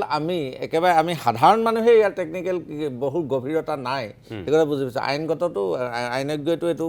কি লেভেলত নিব সেইটো বেলেগ কথা কিন্তু এতিয়া কথা হ'ল এইটো যে বোকা ছটিয়াই হাৰিয়ে যিটো ফাইদা উঠাবলৈ বিচাৰিছে ৰাজনীতি তেওঁ কিন্তু মৰেল গ্ৰাউণ্ডত যদি তাৰ কাউণ্টাৰটো 10 দিন মই কি কৰিছিলোঁ সেই কথাখিনি যদি স্পষ্টকৈ ক'লেহেঁতেন কাৰণ পাকিস্তানলৈতো আজিৰ তাৰিখলৈকে অকল গৌৰৱ গগৈটো যোৱা নাই ভাৰতবৰ্ষৰ শ সাংসদ পাকিস্তানলৈ যোৱাৰ ৰেকৰ্ড আছে আৰু পাকিস্তানৰ লগত ৰিলেটেড আমাৰ বহুত ভাৰতীয় পলিটিচিয়ানৰ ৰিলেশ্যন আছে তেনেকুৱা অৱস্থাত তেওঁ সেই 10 দিনত যে তাত ISI ট্ৰেইনিং লোৱা নাছিলে বা কিবা কৰা নাছিলে সেই কথাখিনি ক্লিয়াৰ কৰি দিলে কথাখিনি কিন্তু একদম চাফা হৈ গ'ল এতিয়া তাকে গৌৰৱ গগৈ নকৈ গোটেই বস্তুটো বা সাইড কাটি দিয়াটোৱে মানুহৰ এটা হয়তো সন্দেহ এটা হাৰি হ'ব পাৰে যেটো ভুল তেওঁ পূৰ্বতো কৰিছিল যেতিয়া বাৰম্বাৰ অভিযোগ আনিছে তেওঁ তেতিয়া মৌন হৈ আছে তেওঁ কি কৰিছে সেইটো অসমৰ ৰাইজৰ জনাৰ কিন্তু অধিকাৰ আছে কাৰণ যেহেতু তেওঁ এখন ৰাজ্যক ৰিপ্ৰেজেণ্ট কৰিছে ইয়াৰ সাংসদ আমি তেওঁ কি কৰিছিলে এইখিনি জনাৰ অধিকাৰ আছে আৰু এটা কথা মৰেলিটি মুখ্যমন্ত্ৰীয়ে যিটো কথা কৈছে তেওঁৰ পৰিয়ালক লৈ আইনগতভাৱে সেই কথাখিনিত একো প্ৰব্লেম নাই তেওঁৰ ল'ৰা ছোৱালীয়ে মাইনৰ হৈ আছে মাকৰ যিহেতু এখন ইংলেণ্ডৰ ভিছা আছে গতিকে সেই অনুসৰি তেওঁ পুতেক বা তেওঁৰ সন্তানকো তাৰ মাইনৰ কাৰণে সেই ভিছাটো দি থৈছে ইংলেণ্ডৰ কাৰণ ইংলেণ্ডৰ ভিছাটো আমাতকৈ বহুত সুবিধাজনক ভাৰতীয় ভিছাতকৈ গতিকে যেতিয়া এগৰাকী বিদেশী নাগৰিকৰ ক'ৰবাত বিয়া হৈ আহে বা কিবা হয় সাধাৰণতে খুব সোনকালে সেইটো পৰিৱৰ্তন নকৰে অকল এলিজাবেথ গগৈ নহয় এই কথাটোত ভাৰতবৰ্ষৰ আৰু বহু পলিটিচিয়ানে এইটো বিয়া কৰাইছে ফৰেনাৰ্ছ তেওঁলোকেও কিন্তু এই পৰিৱৰ্তনটো কৰোঁতে ভাৰতবৰ্ষৰ নাগৰিকত্ব লওঁতে এটা দীঘলীয়া সময় ৱেইট কৰে এতিয়া হয়তো তেওঁলোকে এনেকৈও ভাবিব পাৰে যদি পুতেক বা তেওঁৰ সন্তানৰ যদি ভাৰতীয় ভিছা হয় মাকৰ ভিছাখন আকৌ ইংলেণ্ডৰ আছে স্বাভাৱিকতে কাইলৈ কিন্তু মাইনৰ ল'ৰা ছোৱালীকেইটা মাকৰ লগতে যাব লাগিব ক'বালে গতিকে দুইটা যদি ভিছাটো বেলেগ হয় সেইটোতো কিন্তু টেকনিকেলি প্ৰব্লেম আছে সেইটো কাইলৈ মোৰ ক্ষেত্ৰতে হওক বা আপোনাৰ ক্ষেত্ৰতো হয় আমাৰো যদি সেইটো হ'লহেঁতেন আমিও কিন্তু মাকৰটোৱে কৰি থ'ম কাৰণ মাকৰ লগতেতো যাব মাইনৰ ল'ৰাকেইটা সেইফালৰ পৰা এই কথাটো একো হেৰি দিগদাৰ নাই কিন্তু তেওঁ যিহেতু এখন ৰাজ্যৰ ৰাজনীতি কৰিছে বিৰোধী উপদলপতি গতিকে তেওঁৰ স্বাভাৱিকতে তেওঁৰ পত্নীৰ যদি নাগৰিকত্বটো সোনকালে লয় এটা ভোটো বাঢ়িলে কংগ্ৰেছৰ আৰু এইটো এটা মৰেলিটি গ্ৰাউণ্ডত মানে এইটো একচুৱেলি সোনকাল কৰাটো দৰকাৰ আছিল কিন্তু তেওঁ হয়তো কিবা সুবিধাৰ কাৰণে বা ভৱিষ্যতে ল'ৰা ছোৱালী পঢ়া শুনা কিবা এইবিলাক কথাটো হেৰি হ'ব পাৰে আৰু তেওঁলোক যেতিয়া মাইনৰ পিৰিয়ডটো যেতিয়া গৈ তেওঁলোক যেতিয়া মেচিয়ৰ হ'ব তেওঁলোকে নিশ্চয় ইণ্ডিয়ান ভিছা বা ভাৰতীয় নাগৰিকত্ব ল'ব হয়তো এপ্লাই কৰিব পাৰিব কাৰণ বাই বাৰ্থটো তেওঁলোক ইণ্ডিয়ান হয়েই গতিকে সেইখিনিলৈকে এই মাইনৰ পিৰিয়ডটোৰ কাৰণে বোধ কৰোঁতে সেইটো আছে আৰু আইনগত তাত কোনো কিন্তু প্ৰব্লেম আমি দেখা নাই কিন্তু অকল নৈতিকতাৰ ফালৰ পৰাহে সেইটো গৌৰৱ গগৈক প্ৰশ্ন কৰিব পাৰি আৰু ধৰ্মীয় কথাটো যিটো হাৰিয়ে কৈছে মুখ্যমন্ত্ৰীয়ে কৈছে পুতেকহেঁতৰ যে ধৰ্ম চেঞ্জ হ'ল হয়তো এইটো এনেকুৱা হ'ব পাৰে আমাৰতো শেহতীয়াকৈ সুপ্ৰিম কোৰ্টে এটা কথা কৈছে যে ট্ৰাইবেল আমাৰ ৰিজাৰ্ভেশ্যনৰ ক্ষেত্ৰত যে মাকৰ গুৰুত্বটোহে সন্তানে ল'ব পাৰিব সেইফালৰ পৰা যিহেতু মাকৰ হেৰিটোত মানে গাৰ্জেনশ্বিপত যেতিয়া তেওঁৰ সন্তানৰ যেতিয়া ভিছাটো উলিয়াইছে গতিকে হয়তো সেইটো অটোমেটিক্যালি মানে খ্ৰীষ্টান হৈ লিখি দিছে গতিকে আমি তেনেকৈ ভাবিছোঁ কথাটো টেকনিকেলি কিন্তু তাৰ পিছত যে সেইটো পিছত সলনি কৰিব নোৱাৰিব তেনেকুৱাতো কোনো কথা নাই সেইটো সেইখিনিলৈকে ঠিকে আছে কিন্তু বাকী এতিয়া গোটেই থাকিলে 10 দিন বাকী অন্যান্য কোনো কথা নাই আজি ভাৰতবৰ্ষৰ গৃহমন্ত্ৰীয়ে যদি তেওঁ ইমানেই তাত হেৰি কৰিছিলে কি বুলি কয় ISI পাকিস্তান এজেণ্ট হৈছিলে তাতো এতিয়াতো হিমন্ত বিশ্ব ইমানে কৈ থকা কথাটো এই ৰিপৰ্টটোৱে নাচাত কৰিছে গতিকে আমি সাংঘাতিক কিবা কথা ক'ব লাগিব বুলি মই এতিয়া ভবাই নাই মই আৰু আইনততো এইটো উৰি যাব কিন্তু গৌৰৱ গগৈ সেই আইনীটো যিহেতু এটা দীঘলীয়া প্ৰক্ৰিয়া সেই দীঘলীয়া প্ৰক্ৰিয়ালৈকে হিমন্ত বিশ্বক ৰাজনৈতিক ফাইদা তুলিবৰ কাৰণে বোকা ছটিয়াই থাকিবলৈ দিব নে তাৰ তেওঁ কাউণ্টাৰ কৰি উত্তৰটো দি অসমবাসীক আশ্বস্ত কৰিব সেইটো নিৰ্ভৰ কৰিব গৌৰৱ গগৈৰ ওপৰত একদম আমি ক'লেই নহ'ব একদম মই ধন্যবাদ জনাইছোঁ পলাশ ৰঞ্জন বৰুৱা মই দিগন্ত এইমাত্ৰ তেখেতে যিটো কথা কৈছে এই ভিছাৰ ক্ষেত্ৰতে বা পাছপৰ্টৰ ক্ষেত্ৰতে কিছুমান আমি জানো যে শিশুৰ ক্ষেত্ৰত ভৱিষ্যতলৈ যিটো সুবিধা হ'ব সেইটোৱে অভিভাৱকে গ্ৰহণ কৰে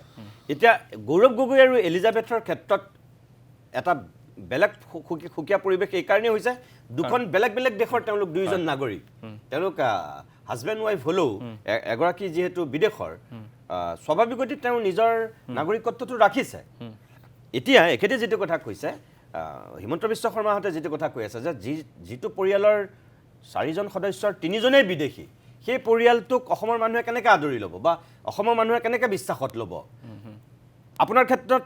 যদি তেনেকুৱা হয় আপুনি কি বুলি ক'ব যে এতিয়া ৰাজনীতি বহুতে কৈছে যে ৰাজনীতি কংগ্ৰেছে কয় বা গৌৰৱ গগৈহঁতৰ সোঁৱে বয়ে থকা মানুহবিলাকে কয় যে সেইটো ৰাজনীতিৰ লগত কি জড়িত আছে তেওঁৰ পুতেকক ভৱিষ্যতলৈ জীয়েকক ভৱিষ্যতলৈ আকৌ ভাৰতীয় নাগৰিকত্ব কৰি ল'ব পৰা সুযোগ সুবিধা আছে এতিয়া পঢ়া শুনাৰ কাৰণে ব্ৰিটিছ নাগৰিকত্ব কৰি থৈছে কিন্তু বিজেপিৰ ফালৰ পৰা কোৱা হয় এইটো দেশপ্ৰেমৰ কথা এইটো স্বাভিমানৰ কথা তৰুণ গগৈ পুত্ৰ হিচাপে সেইটো কেতিয়াও সহ্য কৰিব পৰা কথা নহয় এই দুটা মত আছে আপোনাৰ মতে কি ভাৰতবৰ্ষৰ যিটো cabinet committee on security cabinet committee on ছিকিউৰিটিত বহা মানুহ কেইজনৰ ভিতৰত দুজনৰ সন্তান বিদেশী নাগৰিক এজন হ'ল অজিত ডোভালৰ সৰু পুত্ৰ NSA নেশ্যনেল ছিকিউৰিটি এডভাইজাৰ তেখেতৰ সৰু পুত্ৰ যাৰ ৱাইফ কিন্তু অজিত ডোভালৰ ৱাইফ কিন্তু বিদেশী নহয় তেওঁ ভাৰতীয় তেখেতৰ সৰু ল'ৰা আমেৰিকাৰ চিটিজেনশ্বিপ হৈছে তাৰ বিপৰীতে জয়শংকৰৰ ৱাইফ তেখেতৰ ৱাইফ জাপানিজ কিন্তু তেখেতৰ ল'ৰা ছোৱালী বাহিৰৰ বিদেশীৰ নাগৰিকত্ব আছে গতিকে এই ক্ষেত্ৰত কোনো আইনী বা কথা নাথাকে আজিকালিৰ যিখন পৃথিৱী সেই পৃথিৱীত মানুহে কিছুমান ক্ষেত্ৰত নাগৰিকত্ব ল'বলৈ বা লোৱাটো উচিত বুলি ভাবে আৰু বিশেষকৈ যিহেতু গৌৰৱ গগৈ আৰু তেখেতৰ পত্নী যিটো সময়ত বিয়া হৈছিল গৌৰৱ গগৈ ৰাজনীতিত ইমান সক্ৰিয় নাছিল সেইটো সময়ত আৰু সেইটো সময়ত যেতিয়া ল'ৰা ছোৱালী জন্ম হ'ল তেওঁলোকে কিয় ডিচিশ্যন ল'লে মই সেইটোলৈ নাযাওঁ কিন্তু মই যদি এজন যদি পৃথিৱীখন ঘূৰি ফুৰা বা দেখা মানুহ হিচাপে যদি মই ভাবোঁ মোৰ যদি সুবিধা হয় কাৰণ ল'ৰা ছোৱালীবিলাক যেতিয়া ভাৰতৰ যিখন পাছপৰ্ট সেই পাছপৰ্টখনৰ তুলনাত ইউকেৰ পাছপৰ্টখন শক্তিশালী সেইটো যিমান মোদী বা মনমোহন সিঙৰ বিদেশ নীতি যিয়ে ওপৰত আমি নকওঁ লাগিলে ভাৰতবৰ্ষৰ ভিজাত পাছপৰ্টতকৈ ইউকে পাছপৰ্ট বহুত শক্তিশালী আমি দেখিছোঁ যে বহু ভাৰতীয় নাগৰিকে ইয়াত ক্ৰাইম কৰি পেলাই ইউকেলৈ পলাই গুচি যায় কাৰণ তাৰ যিটো ইউকে বহুত পুৰণা দেশ যিহেতু তাৰ যিটো বিভিন্ন দেশৰ লগত তাৰ যিটো সম্পৰ্ক সেইটো অলপ বেলেগ ধৰণৰ গতিকে এতিয়াও পলাই আছে তো ইংলেণ্ডত এতিয়াও কিবা আছে সেইকাৰণে মই কৈছোঁ টকা মাৰি পেলাই দেখোন তাতে সোমাই ভিজা মাল্য বা আৰম্ভ কৰি তো গতিকে তেওঁলোকে কিবা এটা কাৰণত সেইটো সিদ্ধান্ত এই কথাবিলাক আচলতে এই গোটেই যিটো আপোনাৰ অভিযোগ তাৰ লগত কোনো সম্পৰ্কই নাই এতিয়া সম্পৰ্ক দুটা কথাত আছে এতিয়া মই যিটো বুজিলোঁ পাকিস্তানৰ লগত এতিয়া গোটেইটো কথাটো উলিয়াবলৈ চেষ্টা কৰিছে এটা হৈছে কি তেখেতৰ পত্নীয়ে এলিজাবেথ গগৈয়ে এটা সংস্থা হৈ কাম কৰিছিল যিটো সংস্থাৰ পৰা টকা আহিছিল পাকিস্তানৰ পৰা তেখেতে কোৱা মতে মুখ্যমন্ত্ৰীয়ে কোৱাৰ মতে আৰু তেখেতে কিছুমান সেনচিটিভ ইনফৰমেশ্যন ভাৰতৰ পৰা তালৈ পঠাইছিল কিন্তু সেনচিটিভ ইনফৰমেশ্যনৰ নামত কি ক'লে যে তোমালোকে অলপ ল' কি হৈ কাম কৰিবা ল' আৰু যিহেতু মোদী চৰকাৰ আহিছে গতিকে চেণ্ট্ৰেল গভৰ্ণমেণ্টৰ পৰা ফাণ্ড আশা নকৰিবা বাইপাছ কৰি পেলাই আমি যিটো ডাইৰেক্টলি ফাণ্ডত কাম কৰিব লাগিব সেইটো হৈছে তেখেতৰ এটা অভিযোগ দ্বিতীয় অভিযোগটো হৈছে কি গৌৰৱ গগৈয়ে পাকিস্তানলৈ গৈছিল সাংসদ হোৱাৰ আগতে গৈছিল যদিও 10 দিন আছিল সেই 10 দিন কি কৰিছিল আমি নাজানো তাৰ পৰা হয়তো পাকিস্তানৰ লগত কাৰোবাৰ লগত সম্পৰ্ক তেতিয়াৰ পৰা ৰক্ষা কৰি চলি আহিছে এই দুয়োটা প্ৰশ্নৰে ক্ষেত্ৰত প্ৰথম প্ৰশ্নটো বিত্তীয় লেনদেনক লৈ গতিকে তেওঁ এনেকুৱা কিছুমান কথা কৈ দিছে যে পাকিস্তানৰ পৰা পইচা আহিছিল মানুহে এতিয়া ভাবিবলৈ বাধ্য হৈছে আৰু প্ৰশ্নও সুধিছে এতিয়া ছ'চিয়েল মিডিয়াত যে ইণ্ডিয়াত কাম কৰি তেওঁ পাকিস্তানৰ পৰা পইচা কিয় লৈ আছিল এতিয়া কথা হ'ল কি lead India lead Pakistan lead Kenya এনেকুৱা ধৰণৰ অজস্ৰ 200টা ছাবচিডিয়াৰী অৰ্গেনাইজেশ্যন আছে সাউথ কোঅপাৰেশ্যনৰ এই যিটো সাউথ কোঅপাৰেশ্যন যিটো অৰ্গেনাইজেশ্যন সেইটো কোনে ফাণ্ড কৰে বা কোনে চলাই CDKN আৰু CDKNক ফাণ্ডিং কৰে বিভিন্ন আন্তঃৰাষ্ট্ৰীয় সংস্থাসমূহে ভাৰতো সহায় কৰে আৰু যেতিয়া এই মহিলাগৰাকী অৰ্থাৎ তেখেতৰ পত্নী বিয়া হোৱা নাছিল বিয়া হোৱাৰ আগতে তেখেতে তাৰে সংস্থাটোৰ এটা সংগঠন অৰ্থাৎ পাকিস্তানৰ যিটো লিড পাকিস্তান সেই কেম্পেইনটোৰ লগত জড়িত হৈ পাকিস্তানলৈ আহিছিল পৰৱৰ্তী পৰ্যায়ত তেখেতে সেই NGOটো হৈ কাম কৰিছিল আৰু পৰৱৰ্তী পৰ্যায়ত তেখেত ভাৰতলৈ আহিল কাৰণ হয়তো তেখেত বিয়া হ'ব বিচাৰিছিল বা তেনেকুৱা কাৰণত এটা চেঞ্জ বিচাৰিলে এতিয়া প্ৰশ্নটো হ'ল যে দৰমহাটো কিয় পাকিস্তানৰ পৰা লৈছিল সেই প্ৰশ্নটোৰ উত্তৰ কিন্তু মুখ্যমন্ত্ৰীয়ে তাৰ জাষ্ট আগে দিছে তেওঁ কৈছিল যেতিয়া ইয়ালৈ ট্ৰান্সফাৰ বা ইয়ালৈ এপইণ্টমেণ্ট হ'বলৈ লৈছিল সেই সময়ত লিড ইণ্ডিয়াত অৰ্থনৈতিক সংকট চলি আছিল এতিয়া অৰ্থনৈতিক সংকট চলি থকা এটা ছাবচিডিয়াৰী অৰ্গেনাইজেশ্যন CDKNৰে তেনেকুৱা ক্ষেত্ৰত সাউথ এছিয়াৰ যিটো সেই CDKNৰ হেডকোৱাৰ্টাৰ আছে ইছলামাবাদত তেনে ক্ষেত্ৰত ফাণ্ডটো যিটো দৰমহা কাৰণতে হওক বা যিকোনো কাৰণতে হওক সেই ফাণ্ডটো হয়তো পাকিস্তানৰ সেই একাউণ্টৰ পৰা আহিব পাৰে হ'বও পাৰে নহ'ব পাৰে মোৰ এইটো অনুমানহে গোটেই কথাখিনি 2 নম্বৰ কথা এটা এই গোটেই ফাণ্ডিঙৰ ক্ষেত্ৰত মুখ্যমন্ত্ৰী আৰু এটা প্ৰশ্ন কৈছে যে যিখন আমাৰ FCRA এক্ট যে ফৰেন ফাণ্ডিঙৰ ক্ষেত্ৰত বিভিন্ন NGOৰ ক্ষেত্ৰত আমাৰ ৰেগুলেশ্যনছ আছে 2010 চনত এখন আইন বনাইছিল মনমোহন সিং চৰকাৰৰ দিনত পৰৱৰ্তী সময়ত 2020 চনত যথেষ্ট কঠোৰ হ'ল ফাণ্ডিঙৰ ক্ষেত্ৰত কিন্তু 20 চনৰ আগলৈকে অলপমান এই ক্ষেত্ৰত অলপ ৰেগুলেশ্যনবিলাক ঢিলা আছিল কিন্তু সেই ৰেগুলেশ্যন মতেও তেওঁ কৈছে যে পাকিস্তানৰ পৰা বা বেলেগ দেশৰ পৰা ফাণ্ড আহিব নোৱাৰে কিন্তু FCRA according to FCRA administrative কামৰ ক্ষেত্ৰত আৰু দৰমহাৰ ক্ষেত্ৰত 20% আহিব পাৰে গতিকে এই গোটেই ফাণ্ডিঙৰ যদি কথা মানুহক কৈ পেলাই তেওঁ খুব এটা বিভ্ৰান্ত কৰিব খুজিছে সেইটো হ'ল 1 নম্বৰ প্ৰশ্ন আৰু সেই প্ৰশ্নটোৰ উত্তৰ হয়তো এলিজাবেথ গগৈয়ে দিব লাগিব বা নিদিব লাগিব তেওঁ এগৰাকী ইউকেৰ চিটিজেন তেখেতৰ কি কৰে কি নকৰে ভাৰতীয় আইনী সংস্থাই এনেও তেওঁৰ ওপৰত কোনো পদক্ষেপ ল'ব নোৱাৰে 2 নম্বৰ কথাটো গৌৰৱ গগৈৰ ক্ষেত্ৰত গৌৰৱ গগৈৰ পত্নীৰ যোগেদি কি লিংক আছে সেই প্ৰশ্নটোৰ উত্তৰটো ইয়াত কোনো নাথাকিলেই 2 নম্বৰ তেখেতৰ দ্বিতীয় প্ৰশ্ন যে গৌৰৱ গগৈ তাত গৈ কি কৰিছিল কি নাই কৰা সেইটো বিচাৰি ওলোৱাটো আমাৰ সংস্থাবিলাকৰ কাৰণে খুব টান কাম নহ'ব যদি ঘূৰি আহি যদি তেওঁ যদি আকৌ একেধৰণৰ কাৰ্যকলাপ কৰি আছে তাৰ তথ্য আমাৰ চৰকাৰৰ হাতত থাকিব উলিয়াব পাৰিব আৰু যিখিনি কথা মুখ্যমন্ত্ৰীৰ মুখৰ পৰা শুনিলোঁ আৰু যিহেতু তেওঁ ৰেফাৰ কৰিছে গোটেই কেছটো চেণ্ট্ৰেল গভৰ্ণমেণ্টলৈ মোৰ লগা নাই যে এই গোটেই কথাখিনিত আইনী কিবা এটা হ'ব কিন্তু লিগেল এক্সপাৰ্টে হয়তো ভালকৈ কথাখিনি বুজাই ক'ব পাৰিব কিন্তু এখেতে কোৱাৰ দৰে আজি গৌৰৱ গগৈয়ে এই মৰেলি এই প্ৰশ্নটো উত্তৰ দিব লাগিব উত্তৰ কি কাৰণে দিব লাগিব হ'ব পাৰে গৌৰৱ গগৈ হয়তো খুব ব্যক্তিগত এটা কাৰণত এই 10 দিনৰ কথা ক'ব খোজা নাই কিন্তু তেখেতৰ যিমানেই ব্যক্তিগত নহওক আজি যদি তেওঁ যদি এই বস্তুটোত ক্লিন হৈ আহি যায় যদি তেখেতে কোনো ভাৰত বিৰোধী কাৰ্যকলাপ নকৰি তেখেতৰ পত্নীৰ লগতে হওক বা তেখেতৰ বন্ধুৰ লগতে হওক যি ধৰণৰ কামেই নকৰক লাগিলে মই এনে বেয়া পাব নালাগে মই কথাটো কৈছোঁ তেওঁ যেনিবা তাত গৈ পেলাই মদে খাই আছিল তেওঁ যেনিবা তাত গৈ পেলাই বিফে খাই আছিল সেও যদি তেখেতে যদি আমাৰ ইয়াত আগত যদি প্ৰকাশ কৰে যিয়ে প্ৰকাশ হনিমুনতে গৈছে যি কাৰণতে নাযাওক লাগিলে তেওঁ যেতিয়া সেই বস্তুটো যেতিয়া কাৰণ এইবিলাক কথাৰ তুলনাত ভাৰত বিৰোধী কাৰ্যকলাপ বহুত বেলেগ বস্তু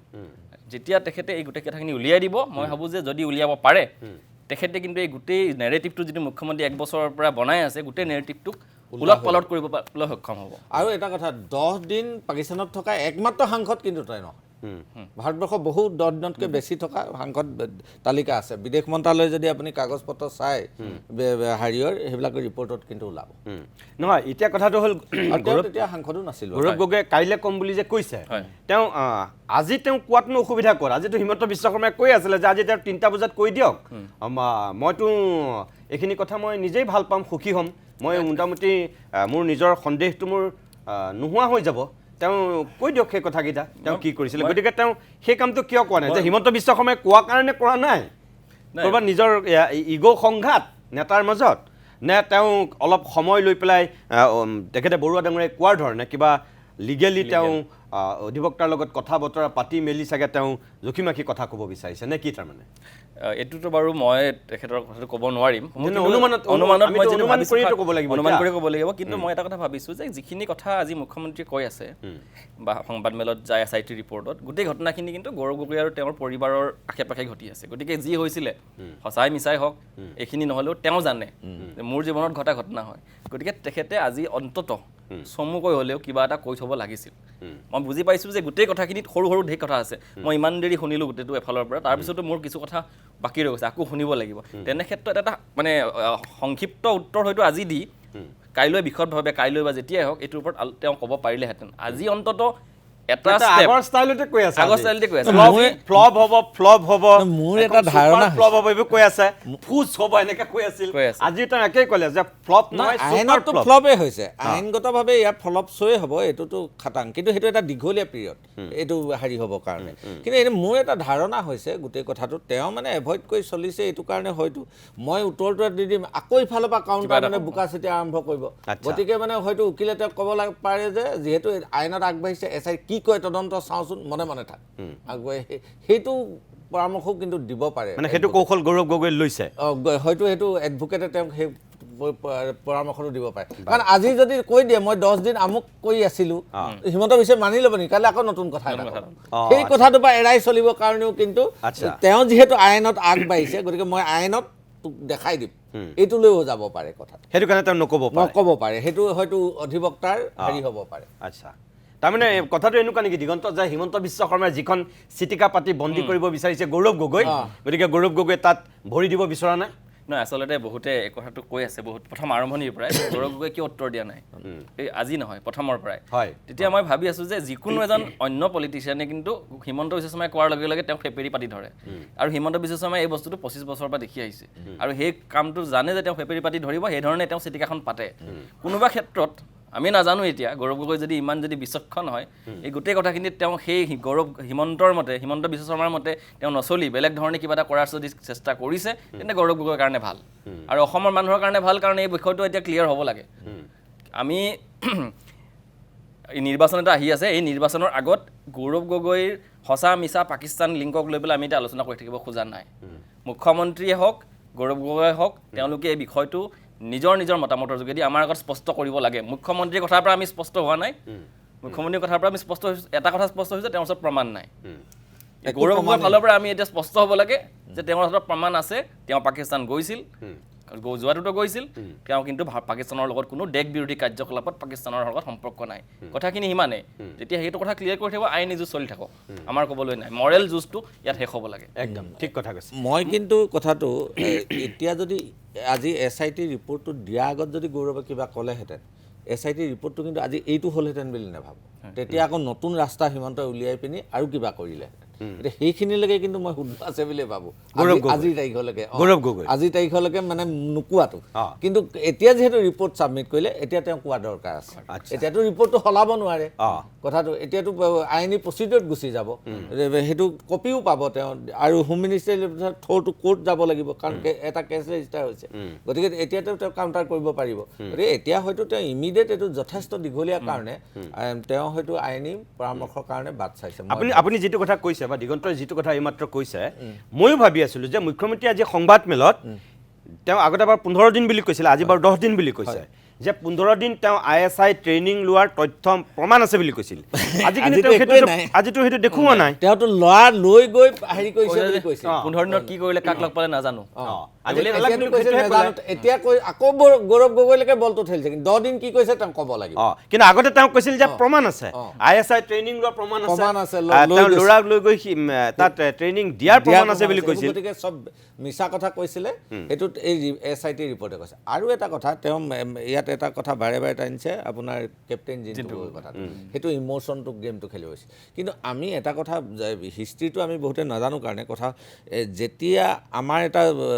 বালিঘাটৰ, যোৰহাট বালিঘাটৰ মজিদ পৰিয়াল,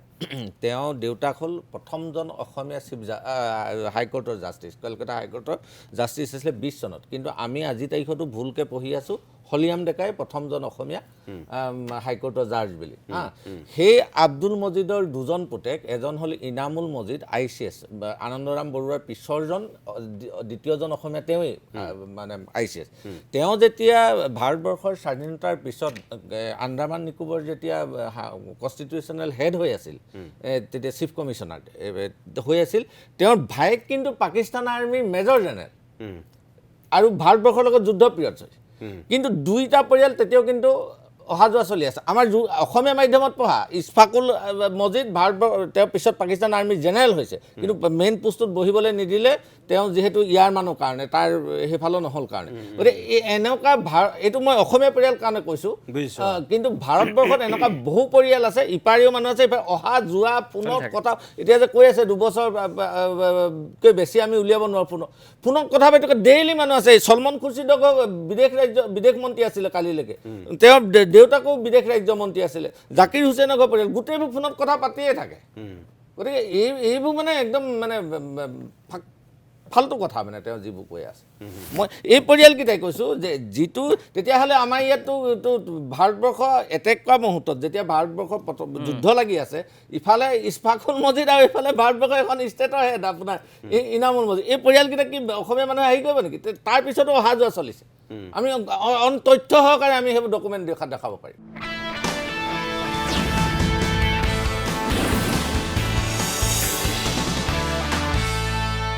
মই পলাশ ৰঞ্জন বৰুৱা, আমি অনুষ্ঠানটো এতিয়া শেষ কৰিম। কথা হ'ল যে মুখ্যমন্ত্ৰী আজিৰ সংবাদমেলত এটা বিষয় বিশেষভাৱে তেওঁ উত্থাপন কৰিছিল যে সংসদত গৌৰৱ গগৈয়ে কোন সময়ত কোনকেইটা প্ৰশ্ন উত্থাপন কৰিছিল আপোনালোকে মনত পেলাওক। এনেকুৱা বুলি কৈ পেলাই তেওঁ তাৰ পৰা অহাৰ পিছতেই মানে কথাটো এনেকুৱাকৈ তেখেতে এষ্টাব্লিছ কৰিছে যে দেশৰ নিৰাপত্তাৰ স্বাৰ্থত ভাবুকি আহিব পৰা প্ৰশ্নও কিন্তু সংসদত উত্থাপন কৰিছিল গৌৰৱ গগৈ একমাত্ৰ পাকিস্তানৰ স্বাৰ্থত বা ISI এজেণ্ট হোৱাৰ কাৰণে তেওঁ মোটামুটি সেইটোৱে ইংগিত দিছিল। সেই দিশটো আপুনি কেনেকৈ চাইছে? সেইটো 2015 চনত তেওঁ প্ৰথমবাৰ যেতিয়া সাংসদ হৈ গৈছে, 15 চনৰ বাজেট অধিৱেশন, এই প্ৰতিৰক্ষা মন্ত্ৰালয়ৰ ওপৰত কৰ্তন প্ৰস্তাৱৰ ওপৰত আলোচনা হৈ আছে। তাৰ আলোচনাৰ আগমুহূৰ্তত তেওঁ 4টা প্ৰশ্ন দিলে, ৰিটেন প্ৰশ্ন দিছে, ষ্টাৰ কুৱেশ্যন আছিলে সেই 4টা প্ৰশ্নৰ উত্তৰ প্ৰশ্নকেইটা আছিলে একচুৱেলি ভাৰতীয় উপকূলত মানে কিমান ৰাডাৰ আছে আৰু উপকূলৰক্ষী কিমান ৰাখিছিলে আৰু দুটা তাৰ লগত সংলগ্ন আছিলে একজেক্টলি মই এতিয়া পাহৰি গৈছোঁ লৈ অহা নাই সেই দুটাই আছিলে মূল প্ৰশ্ন তাৰপিছত তেতিয়া আপোনাৰ ফৰেনৰ পৰা এটা ইউৰোপিয়ান হাংগেৰী ৰাষ্ট্ৰৰ এটা বৈদেশিক টীম দিল্লীত আহি আছিলে ইতিমধ্যে মিটিংখন আমাৰ প্ৰতিৰক্ষা মন্ত্ৰী সেই সময়ত অৰুণ জেটলিৰ লগত আলোচনা আছিলে তেওঁলোকৰ দেশত তেতিয়া এই প্ৰশ্নকেইটা দিয়াৰ কাৰণে মানে উত্তৰ যিহেতু দিব নোৱাৰে এইকেইটা প্ৰশ্ন উত্তৰ কেন্দ্ৰীয় চৰকাৰে কাৰণ প্ৰতিৰক্ষাৰ লগত ৰিলেটেড তেতিয়া হাৰিয়ে মিটিঙলৈ যোৱাৰ আগমুহূৰ্তত সদনক জনালে যে অৰুণ জেটলিয়ে ভৱিষ্যতে এনেকুৱা কুৱেশ্যন যাতে কোনো অপজিশ্যনে কৰিব নালাগে ছিকিউৰিটিৰ লগত হেৰি থকা গতিকে তেওঁ এটা বিবৃতি দিলে যাতে কোনেও নকৰে ৰাজনীতিৰ ঊৰ্ধত মানে আমাৰ প্ৰতিৰক্ষাটো হ'ব লাগে আৰু তেওঁ ক'লে যে ইয়াৰ পিছৰ প্ৰশ্নবোৰ যিবোৰ উত্তৰ দিব বিদেশ ৰাজ্যমন্ত্ৰীয়ে প্ৰতিৰক্ষা ৰাজ্যমন্ত্ৰীয়ে দিব মই কিন্তু আমুকৰ টীমটোত মিটিং অকল এই কথাটো ক'ব পৰা নাছিল গতিকে সেই দিশটোত কিন্তু গৌৰৱ গগৈ এটা দুখ আছে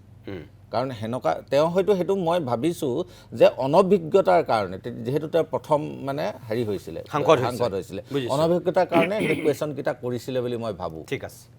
দিগন্ত মই শেষ কৰিম একেবাৰে শেষত যে অৱশেষত আজি এই দিনটো আহিল সংবাদমেল দিলে আৰু গৌৰৱ গগৈ কাইলৈ সংবাদমেলত কি কয় সেয়া আমি মন কৰিম ভাবেনে যে এই চেপ্টাৰটো ইয়াতে শেষ হ'ব বুলি নে নিৰ্বাচনলৈকে চলি যাব মুখ্যমন্ত্ৰীয়ে কৈছে নিৰ্বাচন নথকা হ'লে তেওঁ বহুত একশ্যন লৈ দিলেহেঁতেন বুলি কৈছে সঁচাকৈ একশ্যন ল'ব পৰাকৈ চৰকাৰৰ হাতত তথ্য প্ৰমাণ মজুত আছে বুলি মানুহে আজি বিশ্বাস কৰিবনে এইখিনিৰ পিছত হিমন্ত বিশ্ব শৰ্মাই যিমানবিলাক চেপ্টাৰ খোলে সেই চেপ্টাৰবিলাক সদায় চাবিটো তেওঁ নিজৰ লগত ৰাখে এই চেপ্টাৰটো ক্ল'জ কৰাৰ চাবি দুটা আছে এটা গৌৰৱ গগৈৰ লগতো আছে গৌৰৱ গগৈ যদি সদব্যৱহাৰ কৰে তেনেহ'লে চাবি তেওঁ বন্ধ কৰিব পাৰিব সেইটো 1 নম্বৰ কথা 2 নম্বৰ কথা আজিৰ দিনটোত মই দাবী জনাওঁ আচলতে অনুৰোধ দাবী যি কওক আপুনি ভাৰতবৰ্ষৰ গৃহমন্ত্ৰীক যে ভাৰতবৰ্ষৰ সংসদত ইমান মানে দপদপাই থকা মানুহ এজন যি বিভিন্ন সংসদৰ বিভিন্ন স্থায়ী কমিটি বিভিন্ন মেম্বাৰ তেনেকুৱা এজন মানুহে ইমান দিন তেখেতৰ পত্নীৰ সৈতে লগ লাগি ভাৰত বিৰোধী কাম কাজ চলাই আছে যোৱা 10 বছৰ বেছি হ'ল 15 বছৰ ওচৰা-ওচৰি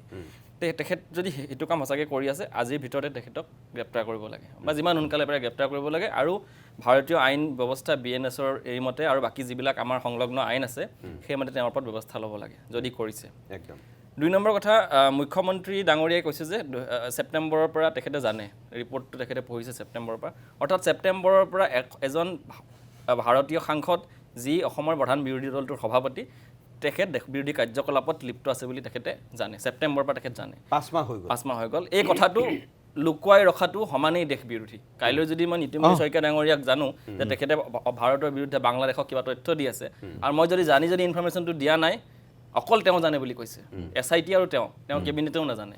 গতিকে ভাৰতৰ যদি সংস্থাবিলাকক দিয়া নাই তেখেতেও সেইটো কাৰণে ক্ষেত্ৰত তেখেতকো তদন্তৰ আওতালৈ আনিব লাগে কাৰণ সমাজৰ ভিতৰত তেখেতে গোটেই তদন্তটোৰ বিষয়ে জনাৰ পিছত যদি কৰা নাই কিবা গোপন বুজাবুজি সেই সাংসদজনৰ লগত হৈছে নেকি সেইটো আমি জানিব লাগে ৰাজনৈতিকভাৱে কিবা গোপন বুজাবুজিৰ চেষ্টা কৰিছে আৰু তৃতীয় কথা গৌৰৱ গগৈয়ে অসমৰ মানুহৰ কাৰণে অন্ততঃ আৰু তেখেতৰ যিসকল